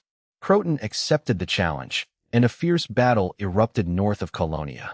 Forces were evenly matched, but while Locri relied on heavy infantry, Croton fielded 5,000 skilled freemen as light infantry. Fearing Croton's heavy infantry, Locri deepened their ranks. Croton's light infantry opened the engagement, quickly routing the outnumbered Locrian skirmishers. Croton's light infantry then pelted the Locrian ranks with javelins, inflicting heavy casualties. Under this pressure, the Locrians sounded the charge. Lacking the discipline, veteran leadership, and incentives of the Daonian army, the Crotonian light infantry panicked. Trapped by their own heavy infantry's dense formation, many were slaughtered. Those who escaped were scattered by Locrian cavalry. Despite the light infantry's failure, they had exhausted the Locrians. Both sides were weary, but the Locrians were demoralized by the skirmishing. After 2 hours of brutal fighting, the Locrians retreated. Both sides suffered roughly 2,000 casualties, though Croton's losses were primarily freemen. Though defeated, Locri remained intact and lifted the siege of Colonia. Crotonian reinforcements entered Colonia to a warm welcome, but the strategic situation remained dire. The Locrian army regrouped south of the city, maintaining their threat. Locrian ships blockaded the coast, forcing Croton to endure the same suffering they had once inflicted on Dania. With Croton's main forces deployed, 1,000 Locrian soldiers landed between Croton and Cilicium, raiding the territory. Panic gripped Croton. The council blamed Lysias for the city's defenseless state. Lysias, shocked by the naval defeat, proposed total mobilization and sending envoys to Dania and Asprostum for aid. Despite recent hostilities, Croton had no choice but to beg their former enemy for help, much to the shame of the citizens. Sesprotus rode hard and reached the gates of Asprostum in under 2 hours. Despite the peace treaty, Asprostum's defenses were tighter than ever. Sesprotus patiently submitted to the guard's rigorous inspection. The captain of the city guard soon arrived with Magistrate Silas's permission for him to enter. Inside, Sesprotus was stunned. The city was a massive construction site. Men were busy paving roads, digging trenches, and rebuilding walls with such fervor that they didn't even glance at him. "What are you doing?" Sesprotus asked curiously. The captain of the city guard replied, "We are building our future home. The city's current roads are narrow, uneven, and filled with filth and sewage." Sesprotus found the criticism amusing, as the city seemed no different from Tarentum to him. "You aren't Greeks, are you?" he asked. "We are Lacanians, but we are Dionian citizens," the captain declared. Sesprotus praised his Greek, then remarked, "I heard Lucania is barren and mountainous.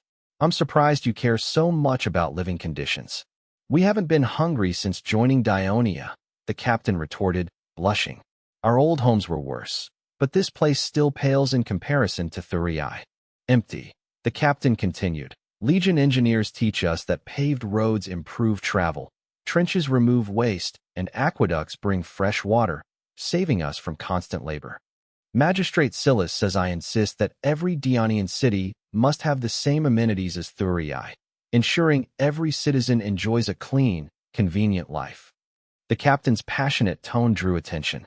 Sesprotus, fearing a misunderstanding, fell silent, and the captain turned away from the condescending Crotonian envoy. Sesprotus walked on, moved by the sight of scholars using squares to measure construction and soldiers marking trenches with lime. Everyone worked with intense focus. While Greeks built grand temples and theaters, they rarely applied their technology to infrastructure. Only the Dionians invested heavily in roads, bridges, and water systems.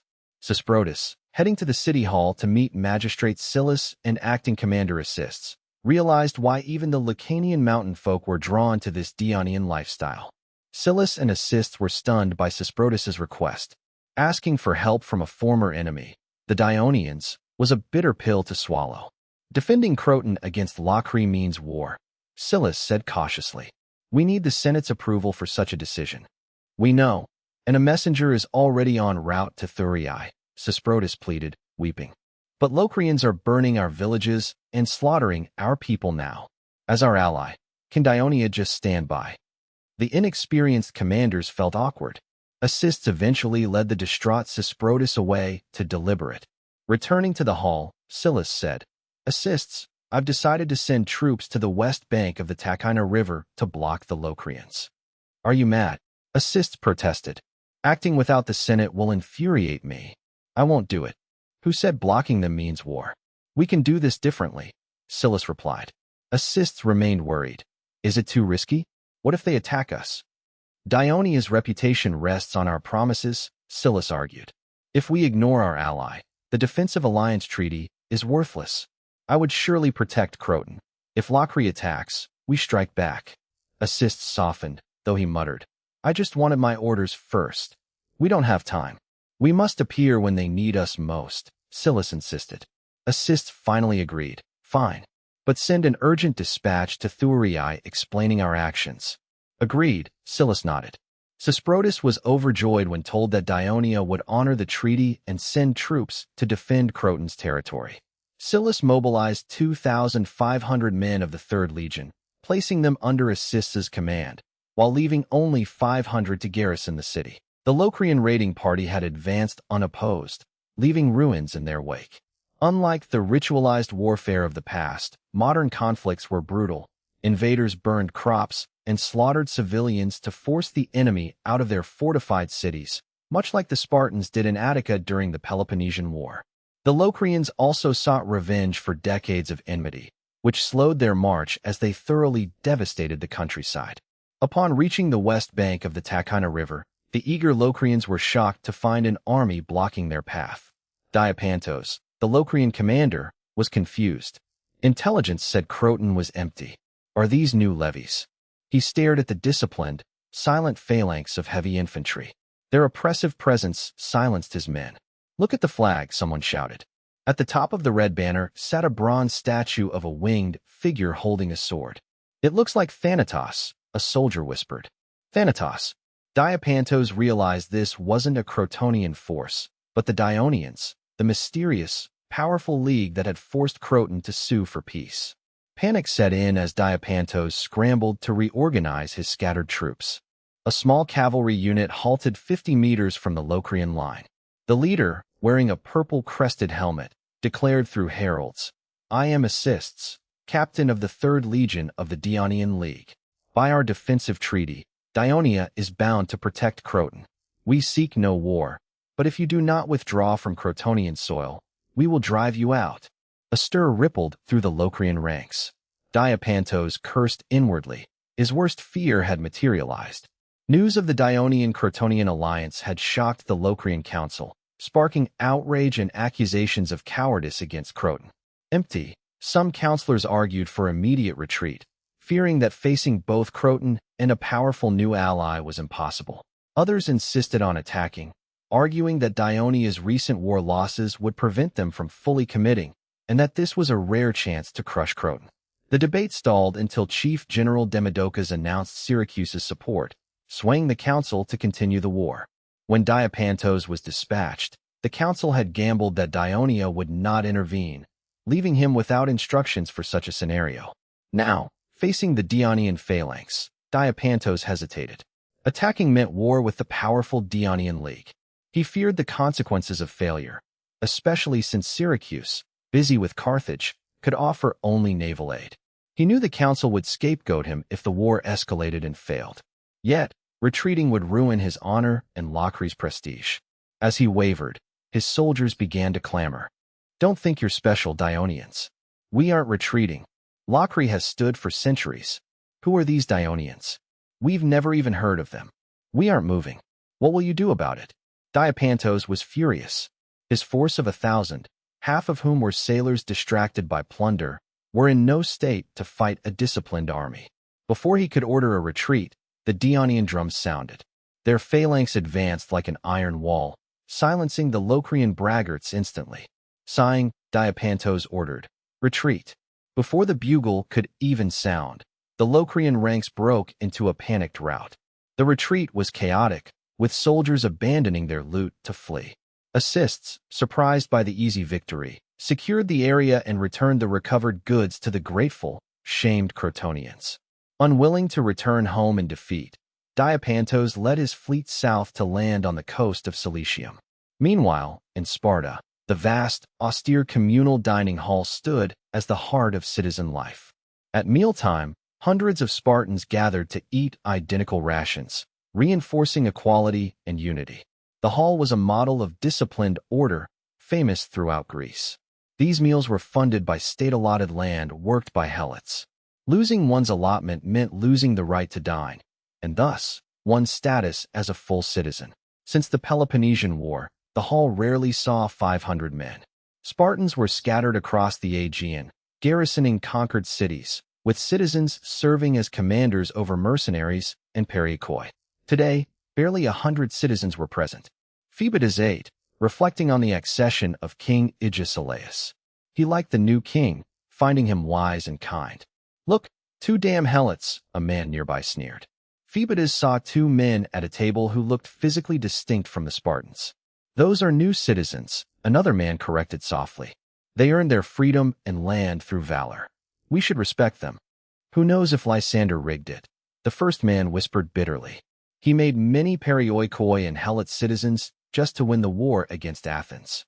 Without them, we couldn't have defeated Athens," the other replied. "But look at us. My comrades have lost their citizenship because they couldn't meet their quotas. Is this still Sparta?" "True." The man leaned in to whisper further. As Phoebus turned to identify the loudmouth, a guard tapped his shoulder. Phoebus, King Aeschylus requests your presence. Phoebus finished his meal and rose, catching only a glimpse of the man's back as he left. Shaking off his unease, he approached the king, who now carried himself with newfound authority. Phoebus bowed respectfully. Sit, Phoebus, Aeschylus smiled. We are old friends. No need for such formality. Phoebus stopped being modest and sat directly across from Aeschylus. Are you full? I have more if you need it, Aeschylus said, pushing a tray toward him. Spartan kings receive a double portion at public meals, a privilege intended to allow them to host guests, whether citizens or foreigners. King Aegeus had once used this custom to entertain Alcibiades. Though the food was plain, the gesture was a significant political signal, marking the guest as a protege. Today, Aeschylus bestowed this honor upon Phoebus. Phoebus accepted, hungry enough to slather a piece of bread with honey and eat heartily. Aeschylus waited patiently before asking, Tell me the details of your last mission to Magna Graecia. Phoebus perked up. His previous report to the Gerousia had been overshadowed by the death of King Aegeus and the subsequent succession. As Phoebus summarized his mission, the new king showed keen interest in Dionia, prompting Phoebus to recount his time there in meticulous detail. Aeschylus listened intently, leaning on his hand, his lame legs stretched out as he pondered. It seems the Dionians gave you a hard time, Aeschylus remarked. You don't seem to like them. I was angry at their lack of respect for Sparta, Phoebus admitted, pausing with a strange expression. But personally, I actually admire them. Oh, what? Perhaps their toughness, Phoebus mused. Though my stay in Thurii was brief, their soldiers were highly disciplined, and I heard the Senate even held celebrations for their returning victors. It felt like, he struggled for the right words, Dionia is like the Sparta of Magna Graecia.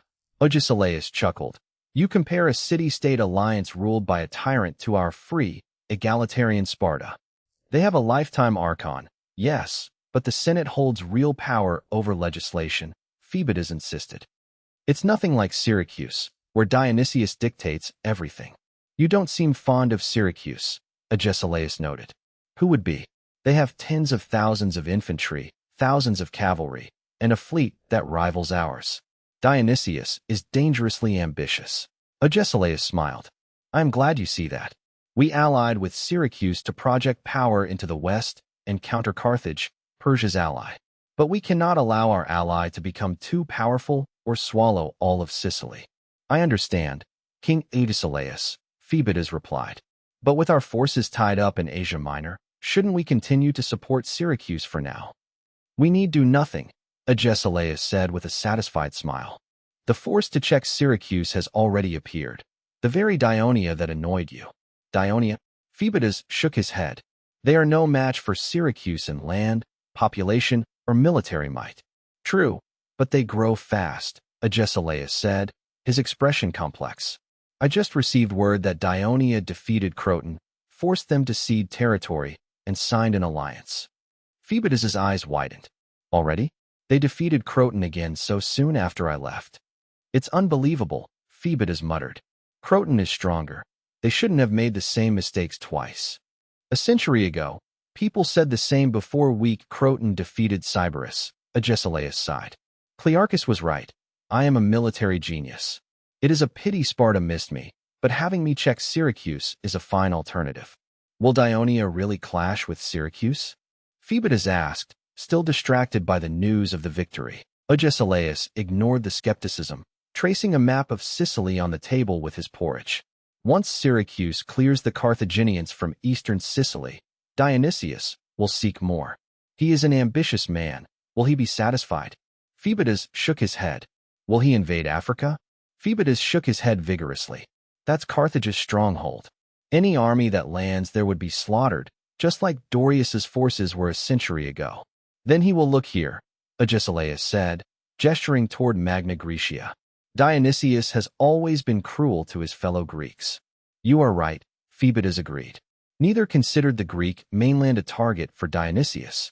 With Croton subdued, only Locri and Rhegium remained significant. Since Locri is allied with Syracuse and hostile to Croton, A conflict between Dionia and Syracuse is inevitable. Phoebus stared at the table. Dionia is still too weak. If Dionysius invades, the other cities will rally around Dionia, Agesilaus said solemnly. If I can bog Dionysius down, Sparta can step in to mediate.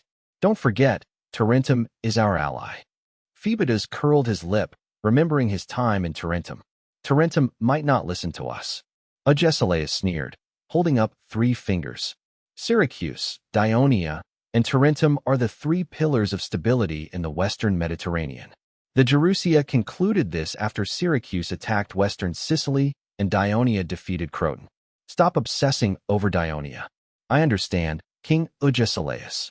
Phoebus felt immense gratitude that the king personally comforted him, knowing the cold elders of the Gerusia cared nothing for a young commander's inner turmoil. Agesilaus smiled faintly, as if this were a trivial matter. I have another task for you. Phoebus leaned forward, listening intently. Note, Agesilaus and Phoebus underestimated Dionysius's audacity. Historically, Dionysius sent mercenaries and pirates to raid Delphi, the sanctuary of all Greeks, hoping to plunder Apollo's temple treasury to fill his war-depleted coffers. Empty, with the death of Agesi, the supervision of the Elis Treaty, land cessions, and immigrant resettlement is stalled. I have recommended you to the council. Are you willing? Agesilaus asked sternly. I am. Phoebus blurted out. Having felt sidelined while others received overseas assignments, he was thrilled and grateful for this lucrative opportunity. Thank you for your trust, King Agesilaus. Your kingship is a gift from Zeus to Sparta. Agesilaus beamed at the flattery from the talented young Spartan. After they left, a young man draped in linen emerged from behind a pillar, his eyes burning with hatred as he watched Agesilaus. As he collected his meal, the cook joked, Leotychides, why are you dressed like a woman? Once, Leotychides would have beaten the Perioikoi for such an insult. Now, he sat in a corner, weeping silently. His failed bid for the throne made him a laughingstock, while his uncle Agesilaus won the royal family's favor by distributing his father's wealth to the needy. Some even proposed exiling him and his mother as disgraces to Sparta. Though the Gerusia rejected it, the contempt from his peers grew. What did I do to deserve this fate? He lamented. He had excelled in the Agoge, fought bravely, and debated brilliantly, yet he was still shamed by rumors. He cursed Agesilaus, the Gerusia, and even his late father, Agesi. I cannot bear this shame.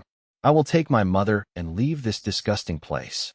Determined, he walked home, only to find a crowd gathered outside, their faces grim and sorrowful. A kinsman looked at him with pity. Leotychides, your mother has committed suicide. Diopantos's forces ravaged the territory of Cilicium, forcing the garrison to sally out while the Locrians retreated. The next day, the Locrians reappeared. When the Cilicium garrison pursued them to the coast, they were met by nearly 2,000 battle-ready Locrian soldiers. The disorganized Cilicium troops were routed, suffering hundreds of casualties before fleeing back to the city and calling for aid from the Croton army at Colonia. Croton sent 3,000 men to assist, but the Locrians withdrew by sea again. As the Croton reinforcements hesitated, 3,000 Locrian, Medma, and Hipponium coalition troops crossed the Lala River into Tyrrhena. The Tyrrhena people, fearing a repeat of Cilicium's fate, begged Croton for help. As soon as the Croton army left Cilicium for Tyrrhena, the Locrians landed at Cilicium again. The Croton army was exhausted and frustrated by this cat-and-mouse game. Cilicium and Tyrrhena suffered as crops were destroyed, and war weariness spread among the populace. Croton finally realized the 20-plus warships were not secretly built by Locri, but provided by Syracuse.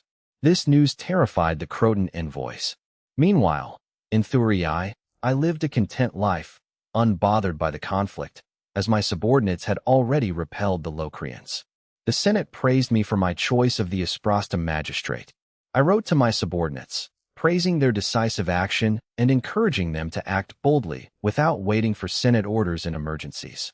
Confident in my team, I focused on resettlement in Asprostum and Crimissa. However, I soon learned that envoys from Croton, Cilicium, Tyrrhena, and Colonia were heading north to Thurii, clearly seeking aid. My first thought was that this was a rare opportunity to expand Dionia's influence. Then I hesitated. I knew the truth about the Croton naval defeat. Syracuse was the real power behind Lockery. Was it worth offending Syracuse? I weighed the risks carefully. I knew little of Syracuse's history, only that it was a major power before being crushed by Rome. In this era, I realized how much the Greek city-states of Italy feared Syracuse. With its fertile soil, strategic location, and massive military potential, Syracuse was far superior to the nascent Dionia. Yet, I knew that if Syracuse unified Sicily, Dionia would be the next target. It was better to strengthen Dionia now while Syracuse was bogged down in war with Carthage. After careful deliberation, I made my decision and convinced the Senate.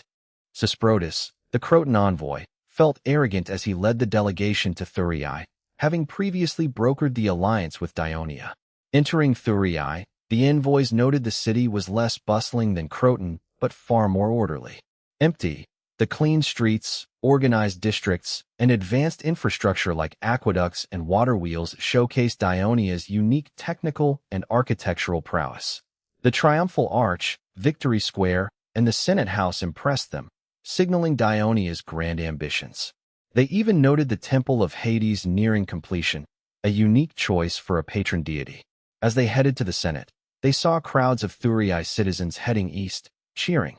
"Are they distributing land?" the Cilicium envoy asked. "Are you giving conquered land to citizens?" the Tyrrhena envoy asked directly. "Dionia does not seize land. It is acquired legally by treaty." Plyzenas corrected them sternly. The envoys kept their skepticism to themselves. Plyzenas continued, "Under our military and citizen laws, veterans are being granted land based on merit. Today is the announcement for citizens from Thurii, Amendolara, and Nerulum. You may watch after the meeting." Sesprotus urged them to focus on the Senate, hiding his shame that Dionia was distributing land Croton had been forced to cede. The Dionian Senate was firmly against intervening in the war.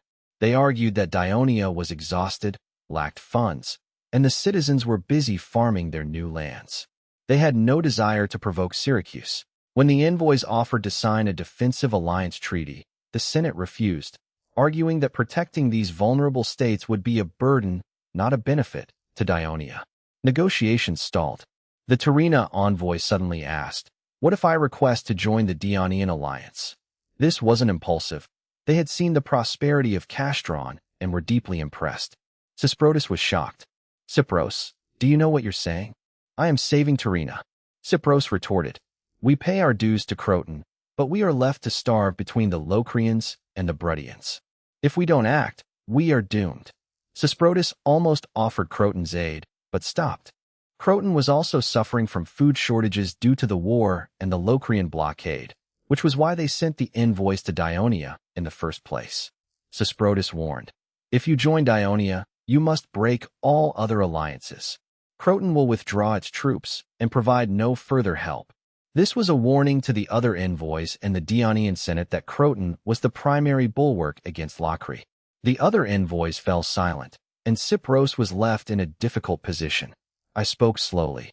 "If we intervene, we risk the wrath of Lockery and Syracuse. No rational Dionian would support a decision that harms our alliance for your sake." The envoys looked dejected. I shifted my tone. "However, the intervention of Syracuse in our affairs threatens all of Magna Graecia. We must end this war quickly to deny Syracuse an excuse to interfere. The Senate is conflicted, our people need a reason to fight, and we need assurance that we won't be abandoned after helping you." The envoys fell silent. My intent was clear. Sesprotus was anxious, recalling Lysias' warning. Dionia wanted more than just gold or a defensive treaty. I then announced, "I have a proposal." Every envoy leaned in. "Let Dionia, Croton, Cilicium, Colonia, and Tyrrhena form an alliance to defend against enemies, with non-aggression and negotiation between members." The envoys were unsurprised, but while Sesprotus looked grim, the others were intrigued. Cypros of Tyrrhena asked, "Who will lead this alliance?" Sesprotus tensed. I smiled. "All members are equal. If we cannot reach a consensus, we will vote. One city, one vote." This was unexpected. The others, except Sesprotus, were visibly excited. Empty, the old Croton alliance was dominated by Croton, which demanded tribute and acted unilaterally. My proposal offered the smaller states a voice, a welcome change for Torina, Colonia, and Cilicium. Cypros immediately supported the alliance to protect southern Italy. Cilicium agreed, while Colonia, protected by Croton, expressed cautious support. All eyes turned to Cysprotus. Cysprotus was panicked. He knew signing would end the Croton alliance and Croton's century-long hegemony. Croton's power had already waned. The alliance was merely a facade. Fearing he would be the scapegoat, he stammered, I cannot decide. The council must discuss this. Others were disappointed, but I calmly replied, we can wait. The war, however, would not wait. In mid-February, Syracuse captured Agrigento, the second-largest Greek city in Sicily. Days later, Locrian forces marched on Colonia. Despite being outnumbered, the Croton-Colonia coalition engaged them. The Locrians gained the upper hand until a sudden gale prevented their cavalry from pursuing, sparing the coalition from a total rout. Cunegurata, a senator in Thurii, had chosen a new home to avoid painful memories. That night, his son Sostatus greeted him. Father, you're late. Is there trouble? Cunegurata, washing up, replied. Taurus and the others from Crimissa have arrived. I've been busy with their registration and housing. Why do it yourself? We must show the new senators that Dionia values them to ease their concerns. Sostatus leaned against a pillar. Davos's orders again? Cunegurata threw a wet cloth at him. Show the Archon respect. Sostatus picked it up. I respect him as my commander, but I can't change how I speak. Cunegurata sighed at his son's laziness. Are you here to borrow money? I'm here to boast, Sostatus countered. My investments in Amendolara warehouses and inns have been profitable. 1 talent and 20 minai, he bragged. And that's with the port blockaded by the war. I have a proposal, Sostatus added. Our land grant in the north of Croton, Sostatus said. I want to trade it for land in Amendolara. Cunegurata was shocked. Trade fertile land for barren soil? Let me explain. Cunegurata sat down to listen. Port trade is booming, Sostatus argued. Cunegurata knew this. He had helped Maligi draft the trade plans. Amendolara is the natural choice for merchants. With the new industrial zone, there is a massive demand for housing and services. We must protect our farmland, Cunegurata noted. Exactly, Sostatus continued. I can trade 4 acres of Croton land for 8 in Amendolara. I'll build cheap housing, warehouses, and shops. The rental income will be immense. Land is volatile, but steady rent in a strong Dionia is better than farming. Cunegurata pondered, then said, You handle the finances from now on. I'll tell Keloise to follow your orders.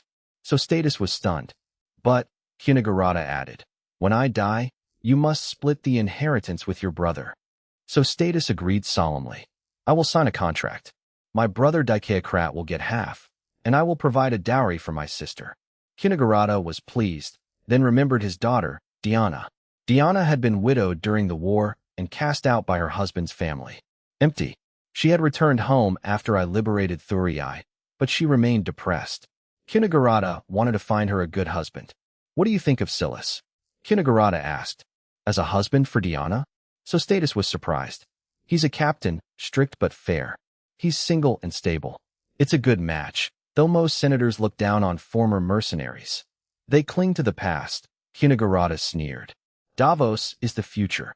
Aligning with his inner circle is the only way to ensure our family's security. Silas is trusted by Davos and humble. He's a catch, Sostatus warned. He might not agree. I'll have Davos act as matchmaker, Cunegurata chuckled. I'll be nice to my sister then, Sostatus joked. Cunegurata warned him to prepare for the upcoming southern campaign. Is the alliance signed? Sostatus asked. Almost. With the war going poorly for them, Croton has no choice. Dionia will be the leader of Magna Graecia. But isn't it an equal alliance? On paper, yes. But power dictates influence. Davos has brilliantly isolated Croton and positioned us as the true masters. He used the war to his advantage, Sostatus remarked. Cunegurata sighed. I never thought I'd see Thurii become the center of Magna Graecia. In late February 398 BC, the South Italy alliance was signed. Croton insisted on 2 votes for both Dionia and Croton, with 1 for the others. The headquarters were set in Cilicium, a neutral, central location. Member states would station representatives there.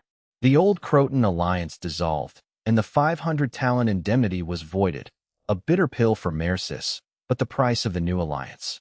Dionia now held several treaties: the Dionian League, subservient states; the Tarentum Alliance, equal partners; the South Italy Alliance, and a non-aggression pact with Pixis. Now, they had to defeat Locrian. This campaign would be difficult. The distance was great, and Locrian control of the coast threatened Dionia's supply lines. My strategy: Mercis will assemble a massive supply train to sustain 10,000 men for a month, traveling with reinforcements to ensure safety and efficiency. I will deploy the elite First Legion to end the war swiftly. Mercis spent lavishly on supplies and pack animals, as the costs are shared among all allies. At the first cockcrow in Amendolara, Georgos awoke, followed by his wife, Dania. "Sleep more," Georgos said gently. "I must leave." "I can't. I'm coming to see you off in Thurii."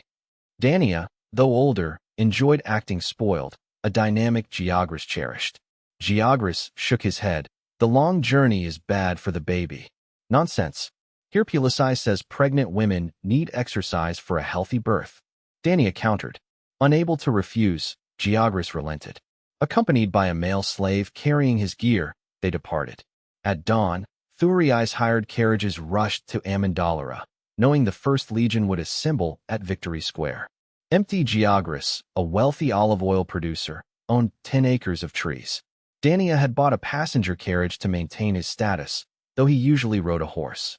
Traffic on the Amendolara-Thurii road followed established rules set by the Alliance. Little Heraclides, head of the Road Bureau, plans to formalize these rules into law and propose new road designs to me. The carriage rattled along the smooth road. Georgos listened to his wife while pondering the new road department. "I'll buy 4 more slaves tomorrow," Dania said. Georgos was surprised. "We have 3 acres in Crimissa I haven't seen. They must be planted with wheat per the agricultural department." "You're busy with military duties, so we need slaves to work the land," she explained. Georgos, still frugal, worried about the cost. Every citizen family has slaves, so the men can train for war and earn honors. The slave market price has risen from 160 to 200 drachmae. It will only get more expensive, Dania argued. She detailed how the slaves would handle plowing, harvesting, and oil production, saving money on seasonal labor. Trusting her judgment, Georgos agreed. Dania snuggled into his arms. They arrived at Thurei's south gate and walked in, followed by their slave. Many citizens were being seen off by their families. Following my example, the tradition of women staying hidden had faded in Dionia. Olivarus and his Persian wife, Mitra, hailed them. Olivarus was excited. "I heard you're back in the First Legion." "Just filling in for Captain Silas," Georgos replied. Olivarus smirked. "I will keep you there." "Why?" "Captains in the First Legion are prime candidates for legates. I passed a law. Outstanding legates can become senators." Dania was thrilled. "My husband will be a senator." Olivarus laughed. "Eventually. It requires administrative skill. I'm studying literacy and arithmetic and aiming for agricultural and trade roles." Dania resolved to push Georgos to study more. Olivarus noted how well the honest Georgos and the shrewd Dania complemented each other. Noticing her pregnancy, Olivarus congratulated them. "My wife is pregnant too," Olivarus announced. Georgos noted that only Silas and Metones remained unmarried. Olivarus teased. "Silas is betrothed to Cunigarata via me, and Metones is smitten with a girl in Crimissa." Georgos was delighted. "Don't tell him I told you, or he'll beat us both," Olivarus warned. Dionia's mobilization aimed to defeat Locrian and Project Power. The First Legion, reinforced by experienced soldiers and Xanaparus's mercenaries, sought to integrate veterans into the citizenry. Nearly 9,000 troops and a massive supply train departed after being reviewed by me and the Senate. Locrian first noticed Dionia during the Croton Wars, when Amendolara defeated Croton. Locrian sought an alliance against Croton, but Amendolara's subsequent peace treaty with Croton angered them. When the Second War broke out, Locrian tried again, but their envoy, Metrophenes, missed me, and Dionia defeated Croton at the Trionta River. Empty, Locrian was awestruck by Dionia's success. Seeing Croton weakened, Locrian mobilized and sought aid from Syracuse, whose navy was idle after the Carthage campaign. Dionysius sent 20 triremes to support Locri. With Syracuse's backing, Locri attacked. Dionia then signed a defensive treaty with Croton, infuriating Metrophenes, who returned home. Locri grew wary of Dionia, but focused on their war with Croton. Locri won the naval battle, putting Croton on the defensive. Then, news arrived. Croton's allies were seeking Dionian aid. Locri sent the eloquent Pantocapes, but his mission failed, and the South Italy alliance was formed. Pantocapes threatened. Locri and Dionia are now enemies. Next time, we bring Ares' wrath. I replied calmly. Croton's envoy said the same thing before their defeat. I prepared for a potential naval raid by recalling Late's cavalry and pausing migration to the border cities. Nothing happened. The First Legion reached Isprostum, swelling to over 10,000 men. 5 days later, they reached Colonia, delayed by poor roads and warm welcomes in Cilicium. Colonians were eager to attack, but Locri sent peace envoys. Historically, Locri and Rhegium had checked Croton's power, but their rivalry over trade and the Strait of Messina eventually caused a rift. Croton's power had waned due to constant pressure from Locri, Rhegium, and the Bruttians. Locri and Rhegium's cooperation collapsed due to trade competition and the Strait of Messina tariffs. Dionysius, seeking to solidify power, tried to marry into Rhegium, but they refused, fearing his tyranny. Rhegium remained wary of Syracuse's historical ambitions. Locri accepted Dionysius's marriage proposal, ending their alliance with Rhegium. Dionysius avoided Croton and Thurii due to their historical ties to Athens and Sparta. Isolated, Locri only regained hope against Croton after Dionia's intervention. Locri mobilized for war and requested aid from the Bruttians, who had previously been eager allies. This time, however, the Bruttians refused, citing heavy losses from their solo invasion of Tyrrhena last year and a need to recuperate. Locrian envoys noted, however, that the Brution tribes near Cosenza appeared to be undergoing significant reforms. Supported by the Syracuse navy, Locri attacked the Croton alliance. Despite Croton's weakened state, they remained formidable, and Locri struggled to achieve a swift victory. The entry of Dionia into the conflict drastically shifted the situation against Locri. After failing to secure a diplomatic breakthrough with Dionia, Locri sought help from Syracuse. Dionysius met the panicked envoys in the newly captured city of Selinus. Dionysius dismissed their plea, stating, "My war with Carthage is at a critical stage. I have no reinforcements to spare. Seek peace. Once I pacify Sicily, I will settle this debt for Locri." The envoys returned to Locri empty-handed. Realizing victory was impossible without aid, Locri chose peace. Having frequently engaged in on-and-off conflicts with Croton for decades, they prioritized survival over a hopeless fight. Consequently, the Dionian First Legion arrived to find no battle to fight, becoming an accidental mediator. The South Italian allies were impressed by the Dionian army. The Colonians were particularly struck by the soldiers' discipline. They remained in their camp without disturbing the locals, outperforming even their longtime allies, the Crotonians.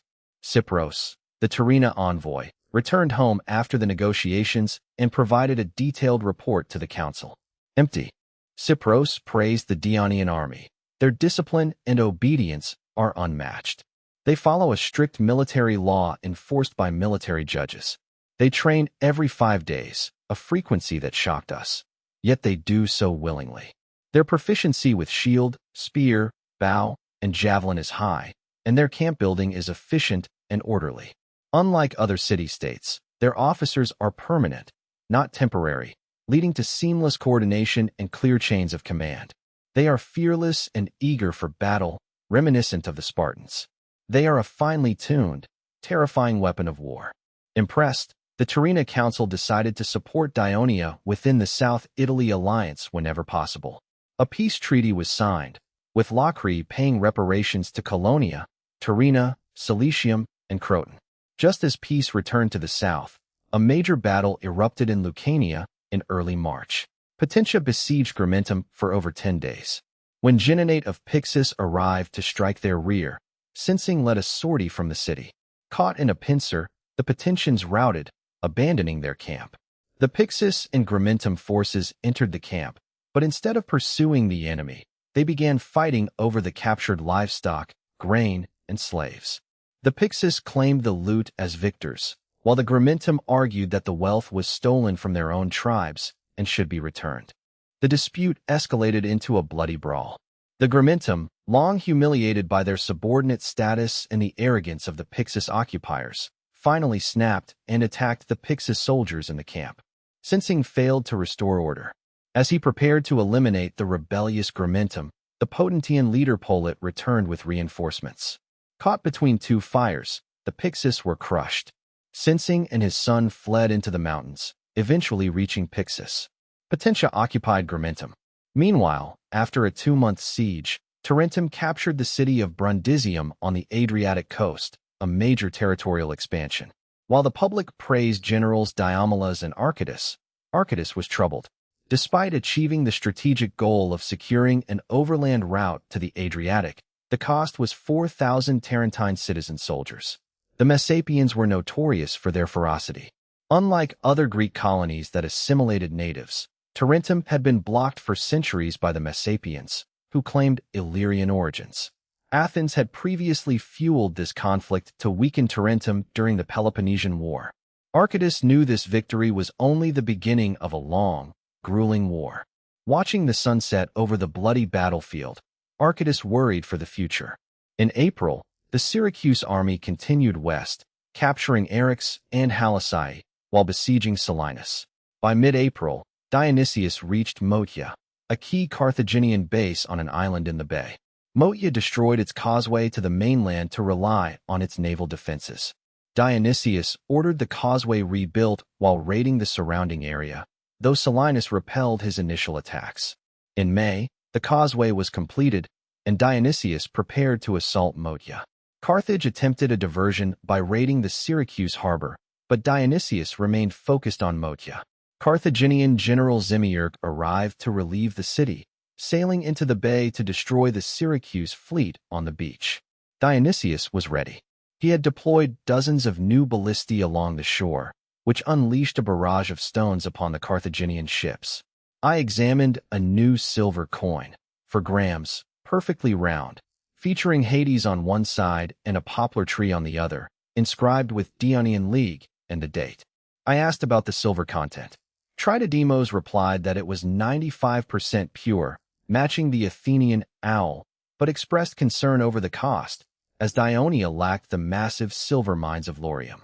I explained that the state's monthly revenue of 50 talents, combined with fees from the Market Administration Office and bank exchange services, would cover the costs. Empty. The Mediterranean currency market was chaotic due to varying weights and purities, making exchange services essential. Tritodemos noted that while banks were common, the Christoia Bank, owned by my wife, Calixochoia, dominated due to its low 5% interest rate, far below the standard 15%. Despite disrupting industry norms, the bank's low rates helped small workshops and families, earning immense public trust. With my backing, no competitor could challenge them, and merchants shifted to other industries. Tritodemos envied my power and my wife's financial acumen. I, focused on the coin, asked how it compared to the Athenian owl.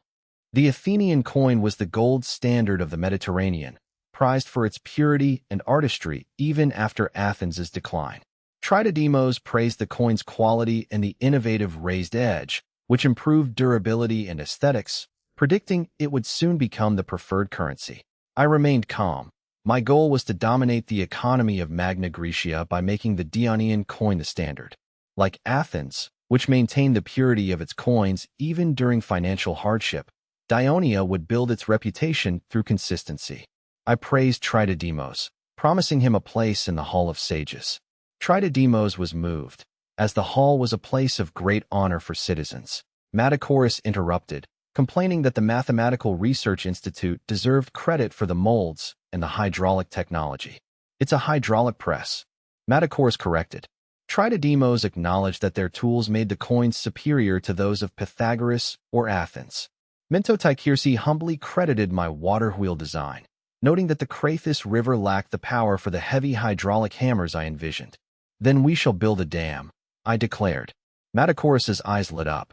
I deflected the topic. explaining that with ongoing construction across Dionia, from immigrant housing in Asprostum and Crimissa to the Temple of Hades and public baths, there was no labor to spare for complex dams. I assured Tritodemos that Matacoris and his peers would not be denied their due credit, as they were destined to become legendary mathematicians whose statues would one day grace the Hall of Sages. Matacoris scratched his head, laughing bashfully at the high praise, while Minto Taikirsi stood by, looking composed yet visibly moved. After Tritodemos left, the two scholars remained. No longer the impoverished Pythagorean disciples they once were, they had been granted formal citizen status last year following my act for the introduction of foreign scholars, which recognized their work on water mills and public education. This act, alongside the Physicians and Teachers Acts, would later be credited with shifting the Mediterranean's cultural center westward. Originally Leontini refugees displaced by Syracuse, they had been minor figures in the Pythagorean school. In Dionia, however, their status had been transformed. I provided them with land, a home, and a privately funded mathematical research institute, complete with assistants and slaves, allowing them to focus entirely on their work. Mathematicians of this era were polymaths, and I often posed challenges involving complex physics and mechanics. The scholars welcomed these tasks, not out of subservience, but because my designs often required novel applications of theory that bolstered their own research. Empty, what have you been researching lately? I asked with a smile. Minto Taikirsi replied that, aside from designing coin molds for the coinage committee, they were focused on pulleys. I felt a spark of interest. Pulleys? Matacoris chimed in. Archytas visited Amendalara after you annexed Thurii last year. I nodded, unbothered. He was fascinated by our water mills and discussed mechanics with us. Mentioning his own interest in pulleys, Matacoris admitted, glancing at Minto Taikirsi. So, we started researching them too. I understood. Despite being mere disciples, the pair possessed a fierce competitive drive.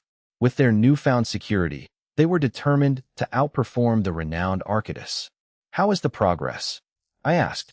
I recalled enough middle school physics to understand the basics of the pulley. Matacoris's eyes lit up.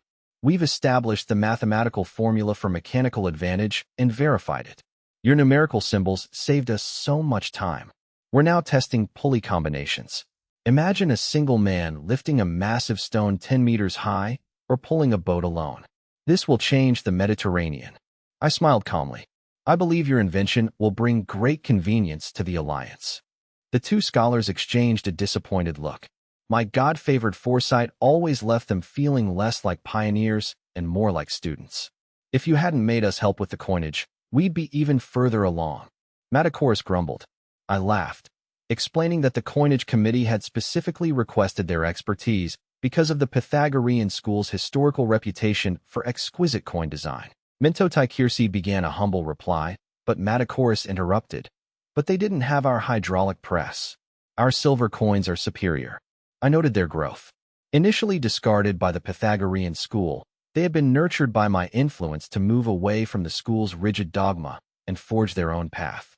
I produced a papyrus scroll. I have a blueprint here for a device involving pulleys. Can you build it? Matacoris snatched it eagerly. Minto Taikirsi leaned in. What is this? The Syracusans call it a ballista, I said, masking my inner tension. It can launch a 10-pound stone hundreds of meters. They used it to repel Carthage 10 days ago. I had been shocked by reports of the ballista and gastrophedes appearing at Motia, far outclassing Dionia's crude catapults. I had ordered my agents to secure the designs at any cost. Aristoteles had paid a heavy price to obtain these rough sketches. Upon hearing Syracuse, the scholars, both victims of the city-state's aggression, studied the drawings with intense focus. I then asked, Minto Taikirsi, how is the recruitment of your former classmates going? Minto Taikirsi sighed. Since the school condemned our public teaching, most have stopped writing. Only a few foreign students are willing to come. Dionia will honor its promises, I assured him.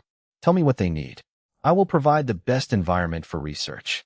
You will produce results that rival Tarentum. Minto Taikirsi, moved by this support, vowed, we will not let you down. I then asked about sending teachers to the new schools. Minto Taikirsi agreed, noting that teaching would help them refine their own theories. But we have one request. What is it? If we find talented students, we want to train them specifically for the institute, Minto Taikirsi said cautiously, hoping to build their own academic faction. I agreed immediately, pleased to see them acting in their own interests, further distancing themselves from Tarentum. I also plan to have the Legion's engineers assist you, I added. This will solve your labor shortage and bridge theory with practice. Minto Taikirsi replied diplomatically. We would welcome them, but we cannot afford their wages. You will soon, I smiled. Your water mills are highly efficient. I'm building mills across the region, and they will be very popular. Per our agreement, the Institute receives 20% of the profits. Use it to reward your inventors and encourage more innovation.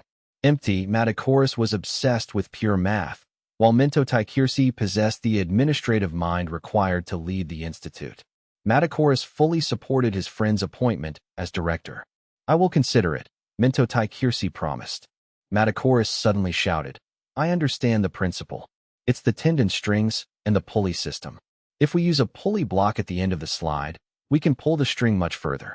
Give me the materials, and I'll build a better one than the Syracusians. I was satisfied. The engineers will be sent to you, and we have the best Lacanian cattle for high-quality tendons. Matakoris grabbed the blueprint and rushed out. Wait, I called out. If the operator could predict the landing point of the stone, wouldn't that improve accuracy? The scholars paused, intrigued. I continued. I believe the trajectory of any thrown object follows a specific curve. I traced an arc in the air. The scholars watched, mesmerized. In a vacuum, the trajectory is symmetrical around its highest point, I said calmly. The two men were stunned, their excitement palpable. Is this another revelation from Hades? Minto Taikirsi stammered. I offered a mysterious smile. Matakoris grabbed my hand, dragging me outside to draw the trajectory in the dirt. I followed, amused. Upstairs, Cynthia pointed out the window. Mother, look. Father is ruining your garden. Hush, Kelisuatuyo whispered. Don't wake your brother. She looked down, frowned, then smiled. It's nothing, dear. Your father is just discussing mathematics. What is mathematics? Adoris asked. A fascinating subject you'll learn soon, Kelisuatuyo replied. Can I go to school too? In a year, my love. Adoris pouted. I want to go now. Cynthia scolded him. Be quiet, or father won't tell us stories tonight. Adoris fell silent. Cynthia looked at her mother, hesitant. Is it really okay for me to go to school with the boys? She had been raised to be a traditional Greek wife, and the idea of leaving the home daily to study in public made her uneasy. Kelisuatuyo brushed her daughter's hair. You are so lucky. In other cities, girls are confined to the home, never seeing the world. Do you want that life? Cynthia shook her head, terrified. Your father is a great man, Kelisuatuyo said with emotion. He fought for your right to learn. Don't let his efforts go to waste. Prove that women are equal to men. Cynthia nodded, beginning to understand. Despite Dionia's progressive social customs, I faced significant opposition in the Senate when proposing that girls attend school alongside boys. I swayed the senators by arguing that educated women would be wiser, more refined, and better companions, reducing the need for husbands to seek out prostitutes. I emphasized that educated mothers would manage households better, avoid being deceived by slaves, and raise future citizens with superior habits, which was vital for the state's future. Without electric light, most people in this era rose at dawn.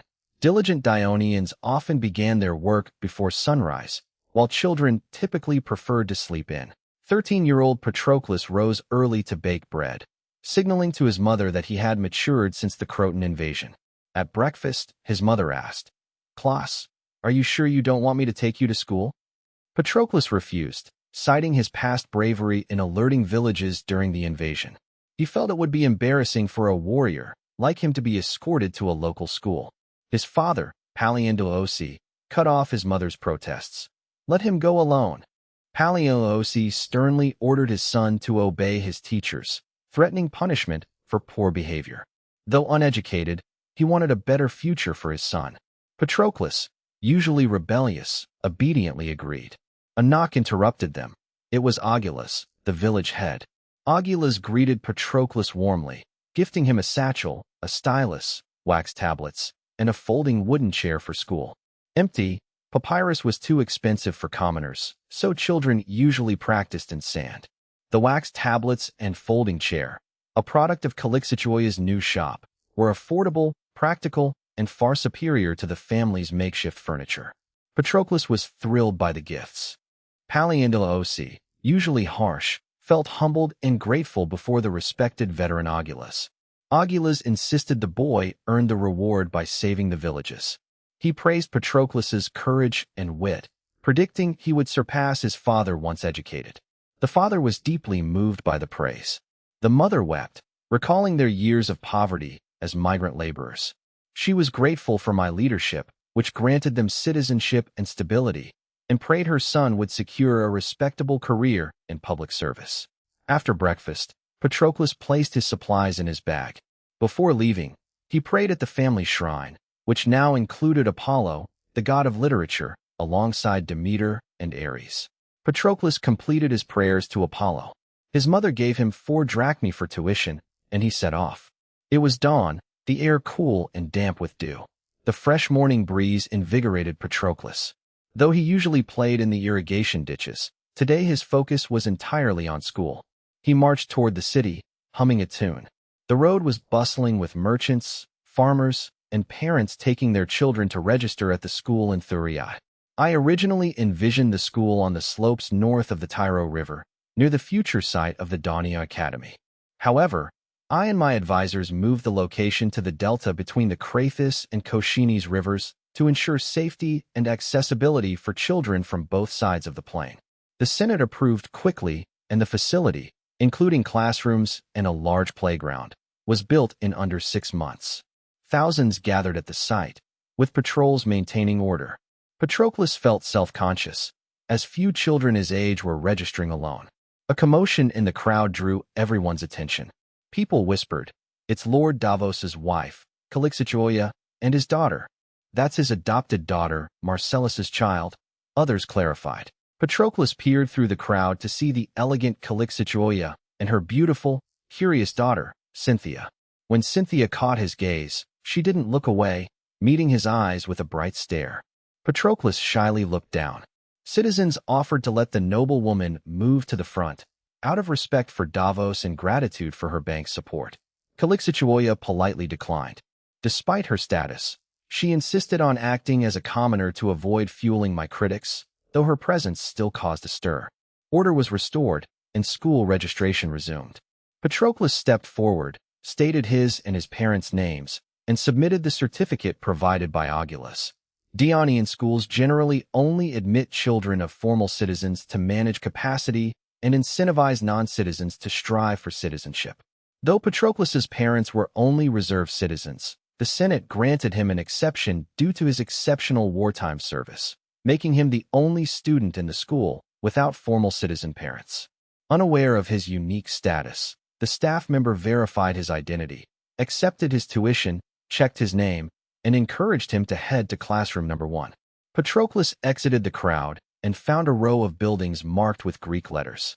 Unable to read, Patroclus asked for directions, only to be mocked by a crisp voice behind him. "Classroom number 1 is right next to you, dummy."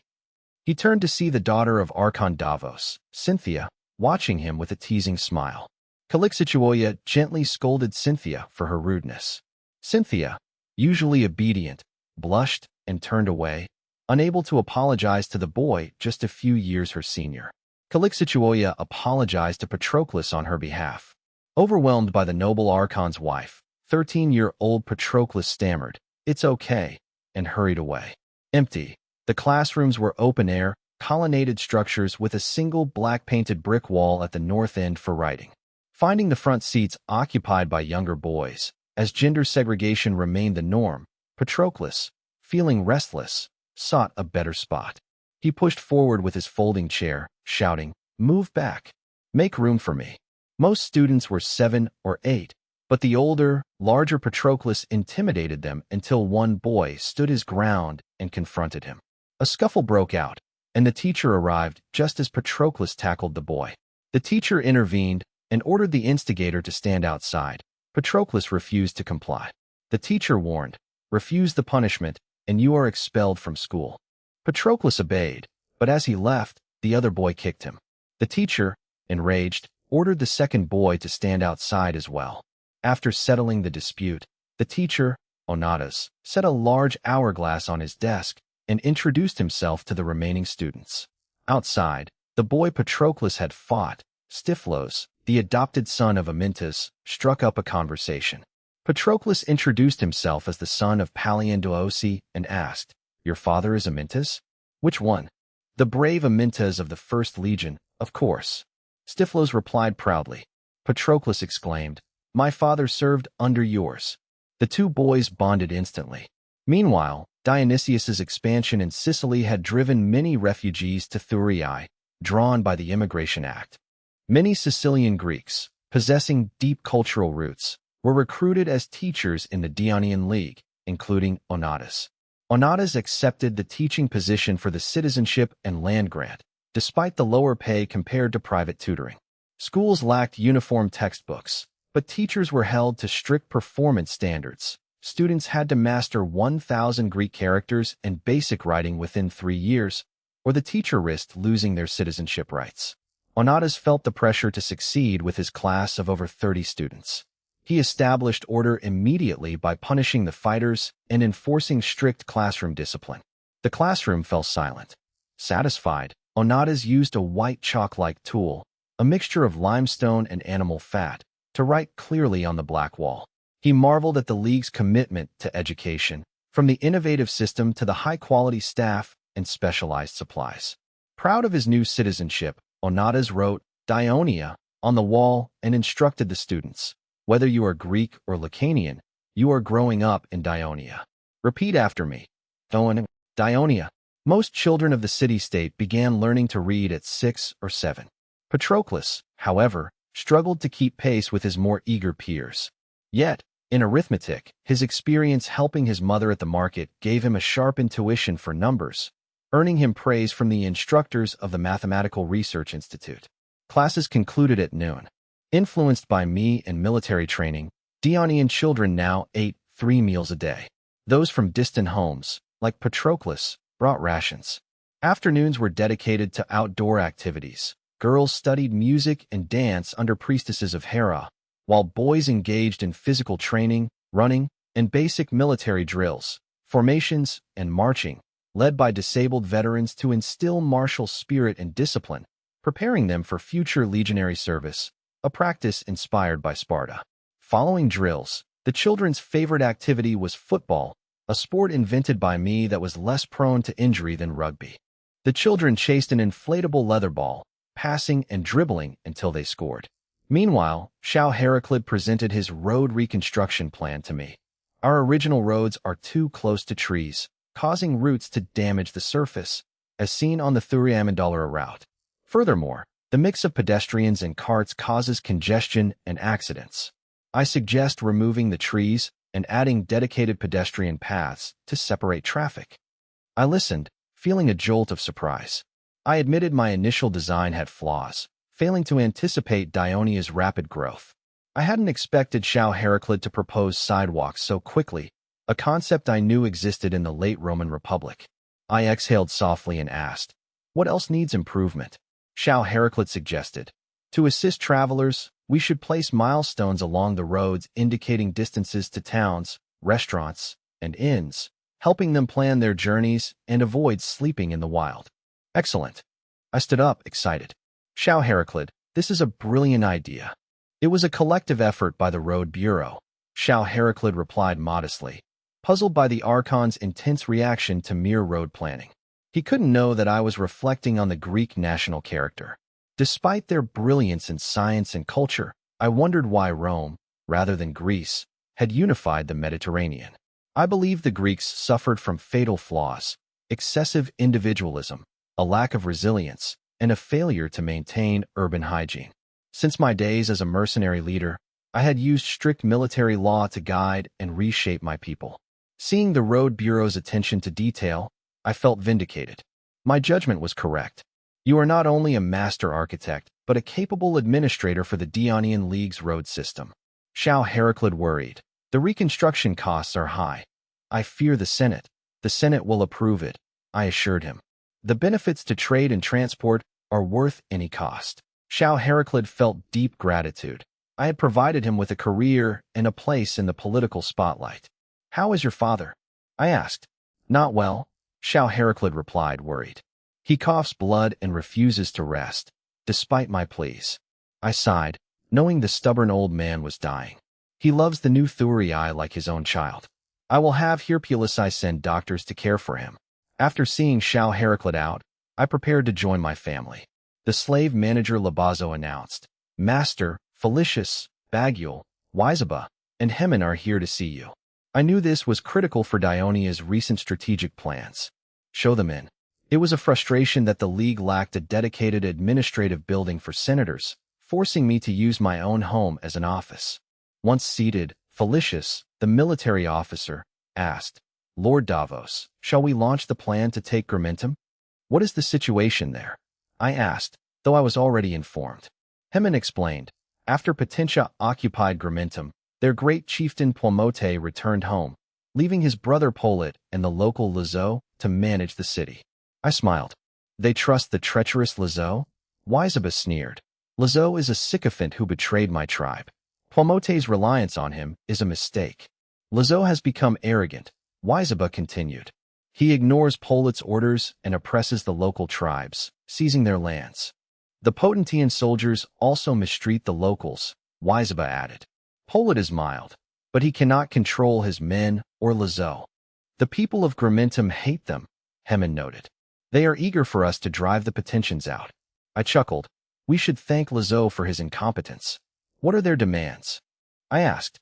"They want to join Dionia, but request resettlement in Nerulum with equal land and autonomy," Hemin replied. I was surprised. "That's all. They realize they have no other protectors," Hemin said proudly. "Why not stay in their homeland?" I asked. "They fear Potentia and Pixis will return to fight for it," Bagul replied with disdain. I agreed. "If they want to leave, let them. Is there room in Nerulum?" "Not yet," Wisaba said. "But we can swap tribes. The Nerulum tribes want the Grimentum iron mines as compensation." I shook my head. Other senators were already eyeing those mines. "No mining rights," I decided. "But they can have up to 20% of the profits if they provide the labor for extraction." "I will negotiate that tomorrow," Hemin agreed. "Are the troops ready for the raid?" I asked Bagul. Bagul pointed to the map. "The enemy fortified the pass between the La and Sini rivers. It's too narrow to take quickly without alerting the city. Sisida and I propose crossing the La River to the north and attacking from the southern mountain path." "The river cliffs are steep," Hemin questioned. "How will you move thousands of men?" I nodded at Bagul. Bagul continued. "Xiao Heraclid's team surveyed the river. We have materials to build a rope bridge in 2 days, capable of crossing 6,000 men." Hemin and Wisaba were stunned. They hadn't known of this plan. I warned, "Military law demands absolute secrecy. This plan is classified." They nodded, promising silence. 6,000 men will be hard to hide," Felicius noted. Hemin interjected, "The southern tribes are loyal to us. I will accompany the troops to ensure our passage remains undetected." "Excellent," I said. "I will have Izum scouts seal the mountain paths to prevent any warnings from reaching the city. The local tribes have promised to attack the south gate once we strike," Hemin added. I smiled. "Bagul, you are the commander. I trust your judgment, but prepare for contingencies." Bagul nodded, feeling the weight of the command. Hemin looked on with envy. This was a historic moment for the Lacanians. "Any other requests?" I asked. "Nerulum will be defenseless," Bagul noted. Felicius suggested, "Send Xanthoparis and his men to garrison Nerulum." I agreed. Those veterans from Persia are experienced in mountain warfare and can assist in the assault. "With their help, I am confident," Bagul said. I stood. "I will propose the attack to the Senate tomorrow. Good luck." After 2 days of marching, Xanthoparis and his 1,000 mercenaries reached the La River fortress. To maintain secrecy, the road north from Nerulum is blocked. Officials claim Lacanians from Grimentum are raiding the area, necessitating a military search. Consequently, trade traffic has ceased. Finally, a flat road. Tormid complained. "They've been building this road from Nerulum to Thurii for over a year, and it's barely reached this point." "It's mountain terrain, not flatland," Xanthoparis replied. My ambition to flatten these paths is incredible. Slow progress is expected. The result is what matters. Paris, you've only been in Dionia for 6 months, and you're already defending me. Tormod teased. Xantaparis glanced at him. Aren't you? Both men laughed. I hope this campaign succeeds, so we can become reserve citizens, Tormod said.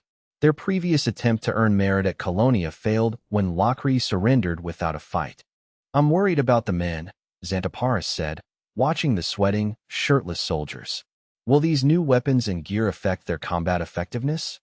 I had advised replacing heavy Corinthian helmets, linothorax, bronze greaves, and large shields with lighter Lacanian-style leather caps, tunics, and wooden shields for mountain warfare. Xantaparis, experienced in mountain combat, had agreed. Don't worry, we have superior numbers and inside help, Tormod said. The gear change makes the climb easier, though we are still ascending. Xantaparis remained silent, acknowledging Tormod's point while struggling to adapt to the changes. Tormod whispered, Agathia says I am planning to reform Dionian equipment to be lighter and better suited for long-distance mountain warfare. Xantaparis was stunned. Is that true? Without bronze shields and heavy armor, are they still Greek hoplites? Remember, decades ago they used bronze breastplates before switching to linothorax, Tormod reminded him. Focus on why I am doing this. Xantaparis realized the truth. I want to expand north. The equipment changes were clearly tailored for the rugged, mountainous terrain of the central Apennines. Empty, contemplating the strategic implications, Xantaparis sighed. It seems my life will be spent on the battlefield. At least you'll have the chance to become a legate or even a senator. Tormod replied excitedly. Grimentum is a mountain city situated on a 300-meter high hill. Originally, the city was at the base, but under Akebelu, it expanded to include annexed tribes. The city was divided into 3 parts: the outer city for new tribes, the inner city for original residents, and the summit for the Great Chieftain's clan. At its peak, it housed nearly 30,000 people. After Akebelu was wounded and Sinsing seized power, the city's population dwindled due to internal strife and fear. Following a declaration of war by Potentia, Sinsing moved everyone into the inner city and burned the outer walls. Potentians now hold the city, which features 3 gates and a northern cliff. Polit initially deployed 500 Potentian warriors at each gate, with local tribes and Lazo's forces acting as reserves and monitors. Polit commanded 500 elites at the summit. Lazo, feeling slighted, demanded control of a gate, forcing Polit to grant him the southern gate. Lazo's oppression of the locals caused them to cluster in the eastern gate area, further destabilizing the city. Polit, feeling like he was sitting on a volcano, decided to send word to his brother, Pomote, requesting the removal of Lazo and reinforcements to stabilize Grimentum. Having made his decision, Polit felt relieved and spent his days inspecting the city. At dusk, Polit returned to the summit for a meal. Suddenly, he heard the sounds of battle rising from the city below. A sentry rushed in. My lord, we are under attack. The Grimentum tribes have turned on us. Polit was shocked. Potentian soldiers were eating, complaining about Polit's strictness when the alarm sounded. They scrambled to arm themselves, disbelieving that war had arrived so suddenly. They formed ranks in haste. The enemy emerged from the forest, rapidly closing in on the 3 gates. Despite the enemy being funneled into narrow mountain paths, the Potentian defense was sluggish, firing only a few arrows. As the soldiers urged their comrades to hurry, a force of several hundred Grimentum reinforcements charged down from above. The sentry watched in horror as the reinforcements struck the Potentian rear. Chaos erupted. The enemy filled the trenches with dirt bags, scaled the walls with ladders, and breached the defenses while the Potentians were distracted by internal fighting. Polit ordered his guard to take his signet to Lazo, demanding reinforcements for the eastern gate. He also sent 500 mountain station warriors to aid the east. Polit wondered, was this Pixis? Or the Dionians? The thought of the Dionian League made him anxious. The Lacanians were not united against this Greek power, which was why Pomote had seized Grimentum. Polit had tried to monitor Dionia, but their blockade had thwarted his scouts. He considered the Galaguso people, who were traditionalists and rarely involved in tribal conflicts. Had they changed their ways? Dionian soldiers had already breached the eastern wall.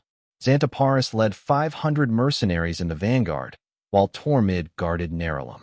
Lichualu followed with 1,500 Lacanian soldiers. Kexima led 2,000 against the west gate, and Bagul commanded 2,500 at the south. Empty, mercenaries opened the eastern gate, allowing the main force to pour in. The Potentian defenders were caught in a pincer. Lazo, fearing his own men would revolt, refused to send reinforcements from the south. However, the mountain station Potentians arrived and engaged the enemy immediately. The battle became a chaotic four-way struggle between mercenaries, Gramentum tribesmen, and two factions of Potentians. Xanthoparis, following Dionian military law, stayed back and ordered a tactical withdrawal to the walls, signaling Kexima to flank the enemy. The mercenaries' retreat emboldened the Potentians, but Kexima's flanking maneuvers soon trapped them. From the summit, Polit realized the enemy was the Dionian League. Their disciplined formation was unmistakable. The eastern defenders were crushed by a rain of javelins and forced to surrender. Polit, paralyzed by indecision, kept his final 500 men at the summit. Xanthoparis and Kexima moved south. Lazo was killed by his own rebellious tribesmen while retreating. By nightfall, the Dionian army controlled the city, leaving only Polit's group at the summit. Hemin went up alone to negotiate surrender. Polit agreed to surrender to save his men. They marched down unarmed. Polit spat at Hemin. "You help Greeks slaughter your own kin. Do you not fear the mountain god?" Hemin replied, "I am helping the Lacanians, not the Greeks. The mountain god will be pleased." Dionia took Gramentum with 600 casualties. Lazo and his faction were wiped out. Days later, Potentia signed a truce, and the 1,000 captured soldiers were returned. The fall of Gramentum sent shockwaves throughout Lucania. Dionia implemented its administration.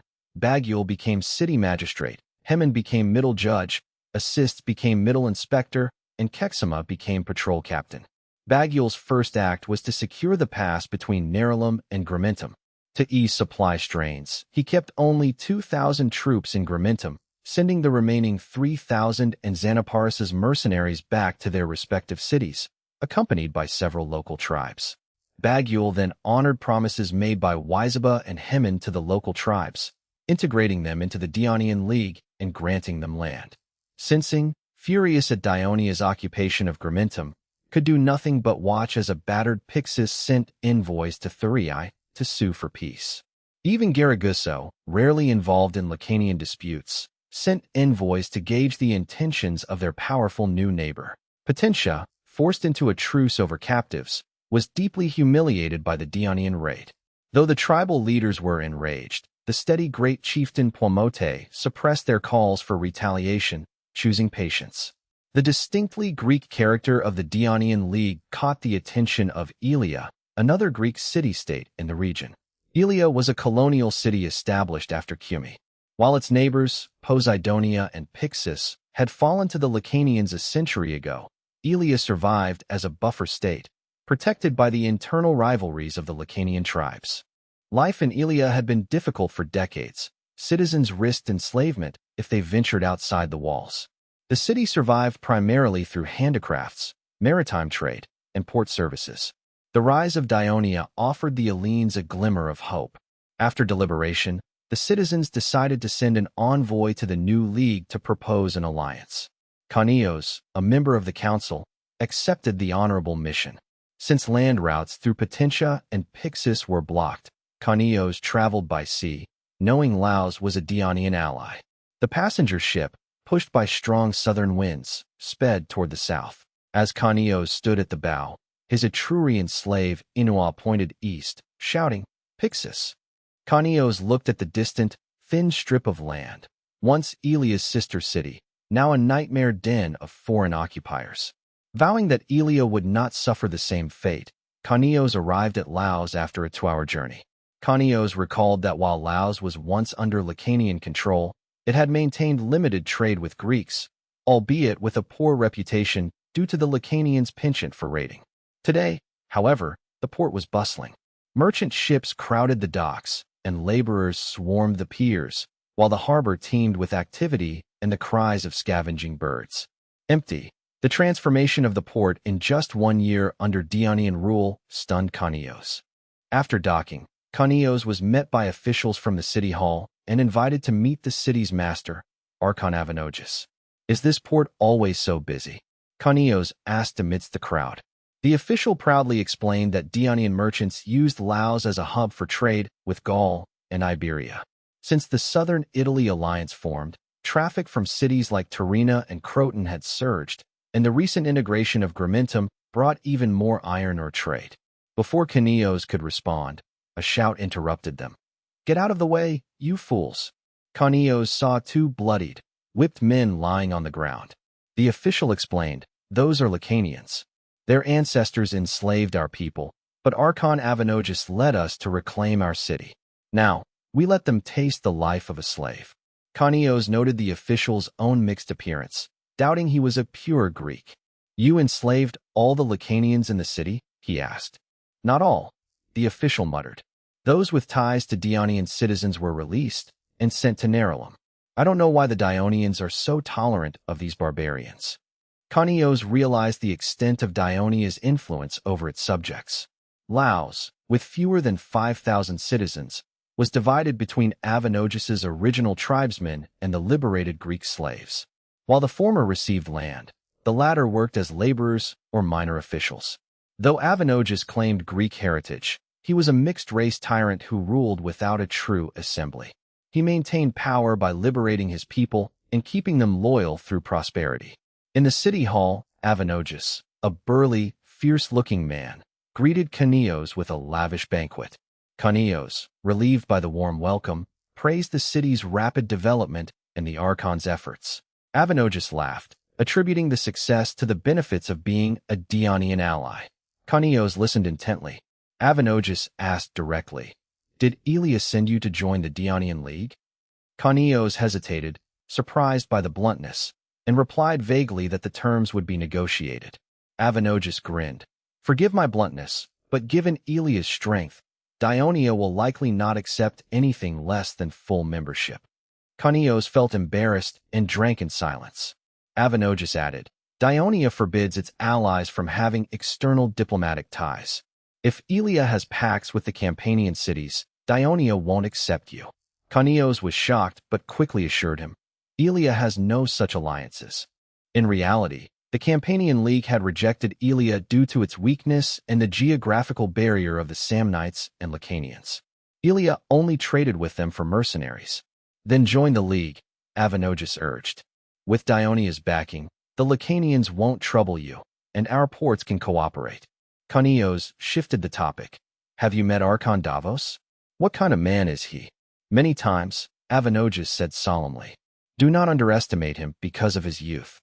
He is a remarkable man." Ilia's council had been divided on Davos, admiring his capability but fearing his status as an Archon for life, which mirrored the tyrant Dionysius of Syracuse. Kanios wondered if Avenogus's praise was merely the admiration of one tyrant for another. "I can take you to Thurii tomorrow," Avenogus offered. Kanios politely declined, feeling he had already imposed enough.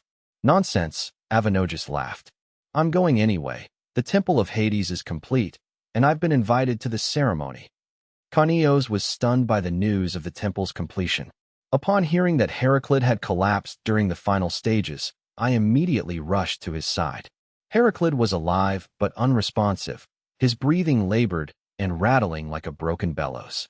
Hercules shook his head solemnly as I approached the withered old man.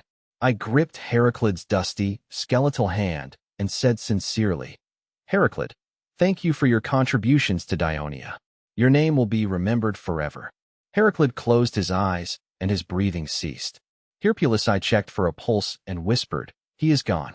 The courtyard erupted in the wails of architects, craftsmen, and slaves. I recited a mournful tribute. "Elysium welcomes you, and Hades shall grant you shelter. You shall be the guest of the king of the underworld, having built his glorious temple." Young Heraclid, weeping, thanked me. I comforted him. "The dedication ceremony is in 2 days. Have the best sculptor create a bust of your father. He will be the first to enter the Hall of Sages." Honored, the young man stopped crying and spoke to another grieving man. The man approached me, bowing. Lord Davos, this is a great honor for my teacher and all of us. We will finish the bust in 2 days. I encouraged Pyaxakisi, the student, to carry on Heraclid's legacy and train more architects to build cities as orderly and beautiful as Thurii. Pyaxakisi was deeply moved. On the way back, I consulted Plyzenas regarding the temple's dedication ceremony. Plyzenas noted that everything was prepared, but one issue remained. They lacked a high priest to manage the temple. Traditionally, the Archon held priestly duties, but the Senate was divided on appointing a permanent priest for Hades, a deity rarely honored with a dedicated temple. Some suggested inviting followers of the Eleusinian mysteries, but others objected, as they worshipped Persephone and Demeter, not Hades himself. The Senate remained deadlocked, partly because I had not yet expressed my will. I, ignoring my own role in the stalemate, looked at Plyzenas, once an enemy, now a trusted aide, and asked, "You have done well with the temple, Plyzenas. What do you intend to do next?" Plyzenas, eager for reward, immediately declared his intent to run for chief censor. I nodded, greeting citizens as they walked. I pointed out the diverse origins of the populace, Lacanians, Thracians, and others, noting that while Dionea's military and culture provided security and identity, the people's spiritual lives remained fragmented. I warned that without unity, a major disaster could undo all our progress. Plyzenas was surprised by the gravity I placed on religion, a topic Greeks usually ignored regarding other cultures, and wondered at my true motive. "Have you heard of the Jews?" I asked. Plyzenas recalled them as a merchant people in Persia. Because the Mediterranean was dominated by Greeks and Carthaginians, the Jews were largely unknown in the West. They are more than merchants. They are monotheists who worship only one god. Plyzenas was stunned. The idea of a race worshipping only one deity was unheard of among the Mediterranean city-states. I explained their history. Enslaved in Egypt, led to freedom by Moses, and eventually establishing a kingdom in Canaan.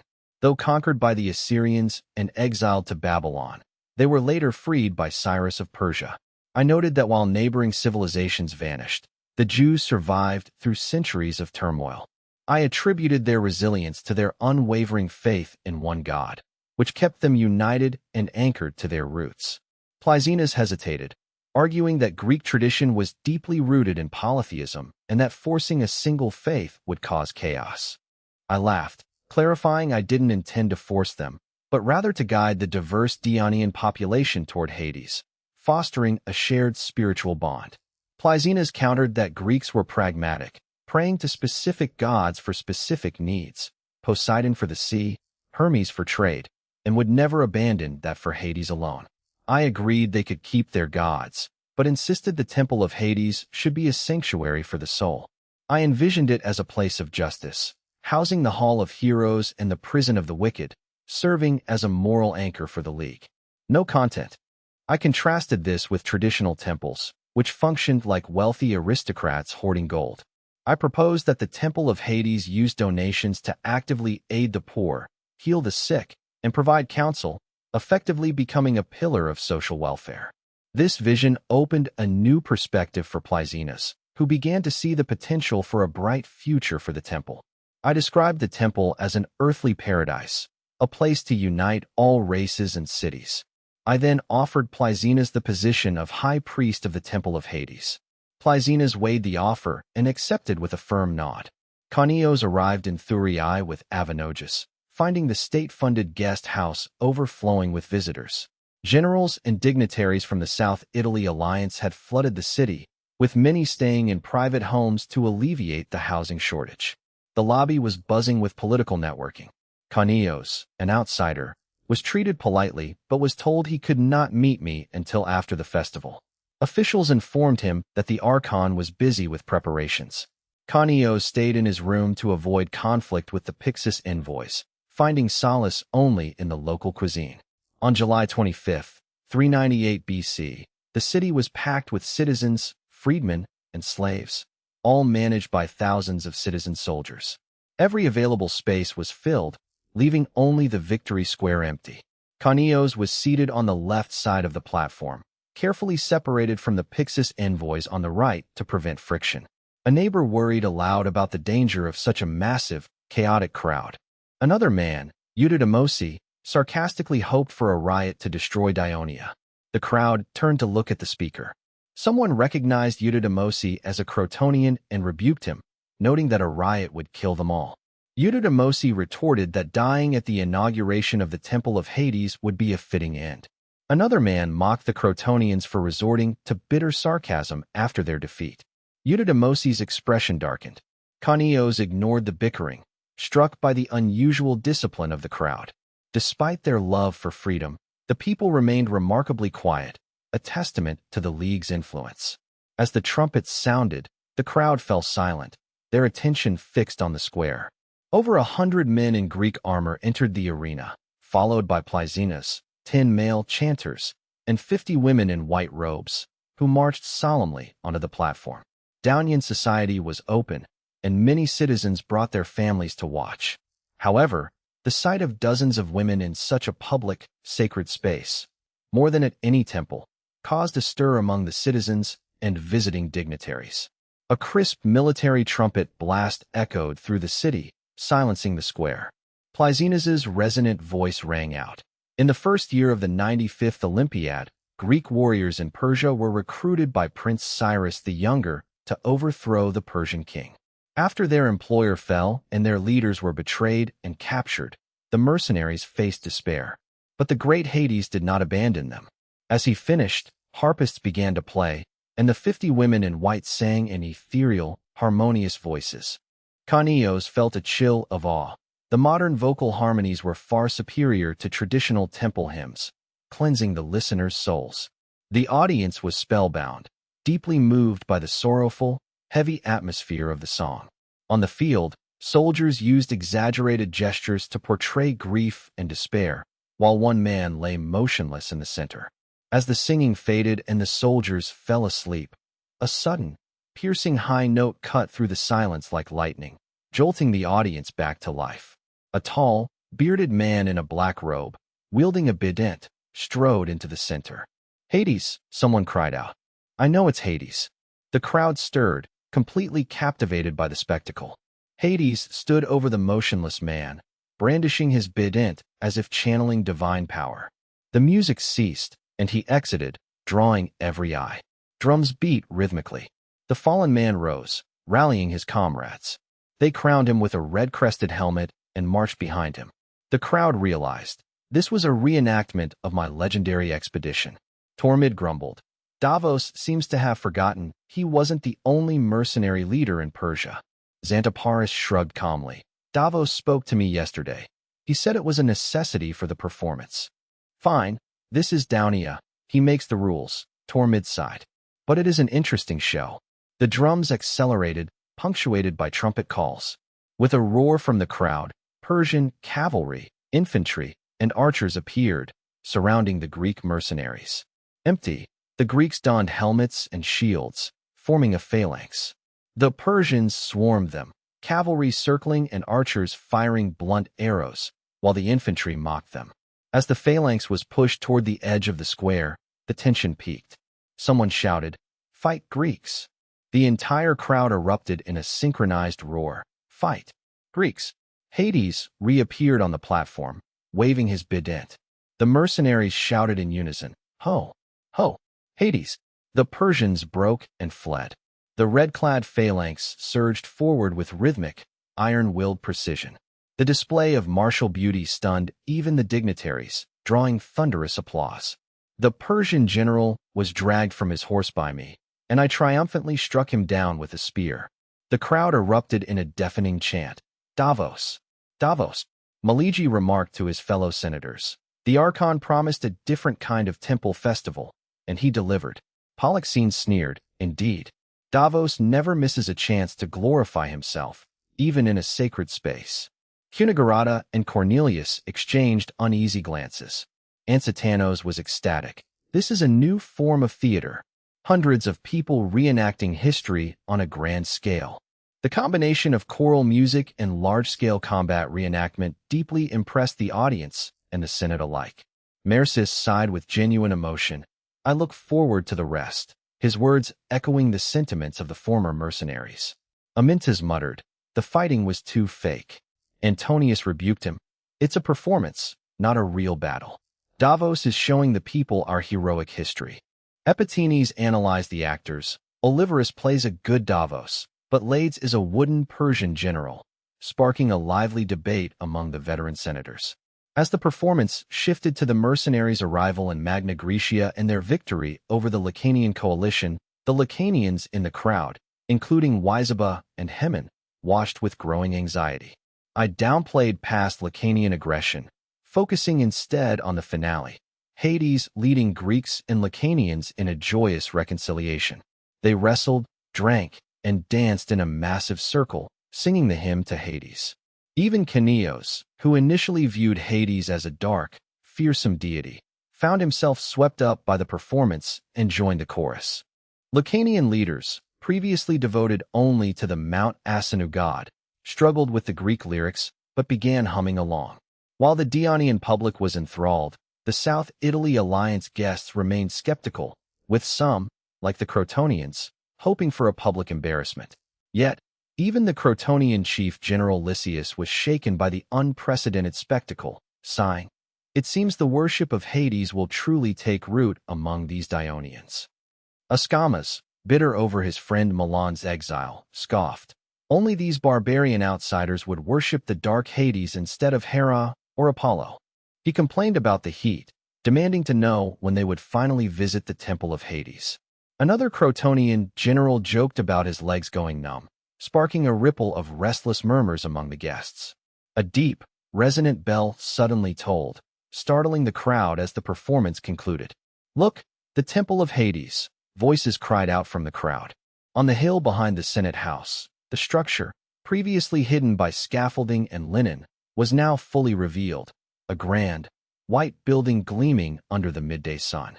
Led by Plyzenas and 50 priestesses, the procession of senators, guests, and citizens moved in orderly fashion toward the temple, the rhythmic tolling of the bell calming the expectant crowd. The temple was unique. While its height was standard, its length doubled that of the great temple of Apollo in Croton. Unlike traditional temples that required a walled acropolis for protection, this one featured open stone steps on all four sides, inviting easy access. Antorus, a new senator, asked Cornelius why the temple lacked defensive walls. Cornelius explained, "Lord Davos believes that by leaving it open, citizens can freely offer prayers, demonstrating Hades' benevolence toward the Dionian people." Though I was the god-favored high priest, Antorus remained uneasy, noting that without walls, Thurii lacked an acropolis. Cornelius replied with newfound firmness, "Lord Davos insists that the cities of the Dionian League are its walls, and Thurii is the League's acropolis. Dionia needs no other." Stunned by the vision of a city-state defined by its entire territory, Antorus was filled with awe for the young Archon's grand ambition. The crowd ascended the steps, stopping at a perimeter marked by citizen soldiers, turning the hill into a dense mountain of people. Empty, as the bells ceased, Plyzenas and the priestesses stood at the temple entrance and began to sing.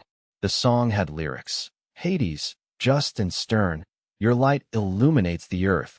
We come to your sanctuary with hearts full of passion." The crowd was moved by the majestic, unfamiliar melody and the ideals of holiness it expressed. Many knelt in tears.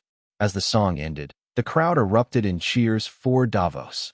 I stood at a circular altar in white robes, holding a torch, while Plyzenas and another priest held a large, polished concave bronze mirror. The crowd watched intently, aware of the controversy surrounding the sacred fire. In Greek colonies, such fire was traditionally brought from a mother city to signify heritage. Polixenes had demanded fire from Athens, while Antonius and Amintas argued that the new Thurii was not an Athenian subcolony. Cornelius's suggestion to use fire from the temple of Zeus in Amendalara was also rejected, as Thurii elders felt the small town couldn't represent the entire league. I had ultimately declared, "Since Dionia is a new alliance without a mother city, Hades himself shall grant us the sacred fire to show his favor." The guests and citizens watched, waiting to see if a miracle would occur or if I would face humiliation. I knelt solemnly before the temple, holding the torch high. Plyzenas and the priest adjusted the bronze mirror to focus the intense sunlight onto the papyrus shavings at the torch's tip. The priestesses sang as the crowd waited in the sweltering heat. Polixenes sneered, hoping for a failure that would destroy the young Archon's prestige. Burkos nudged him, urging silence. Polixenes ignored him, harboring resentment toward his former friend for supporting Davos.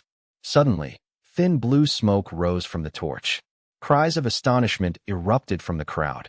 The smoke burst into a red-yellow flame, igniting the oil-soaked linen. "Oh, Hades!" The crowd roared, the sound shaking the very hill as they witnessed the miracle. Guests watched in disbelief, wondering if I truly held Hades' favor.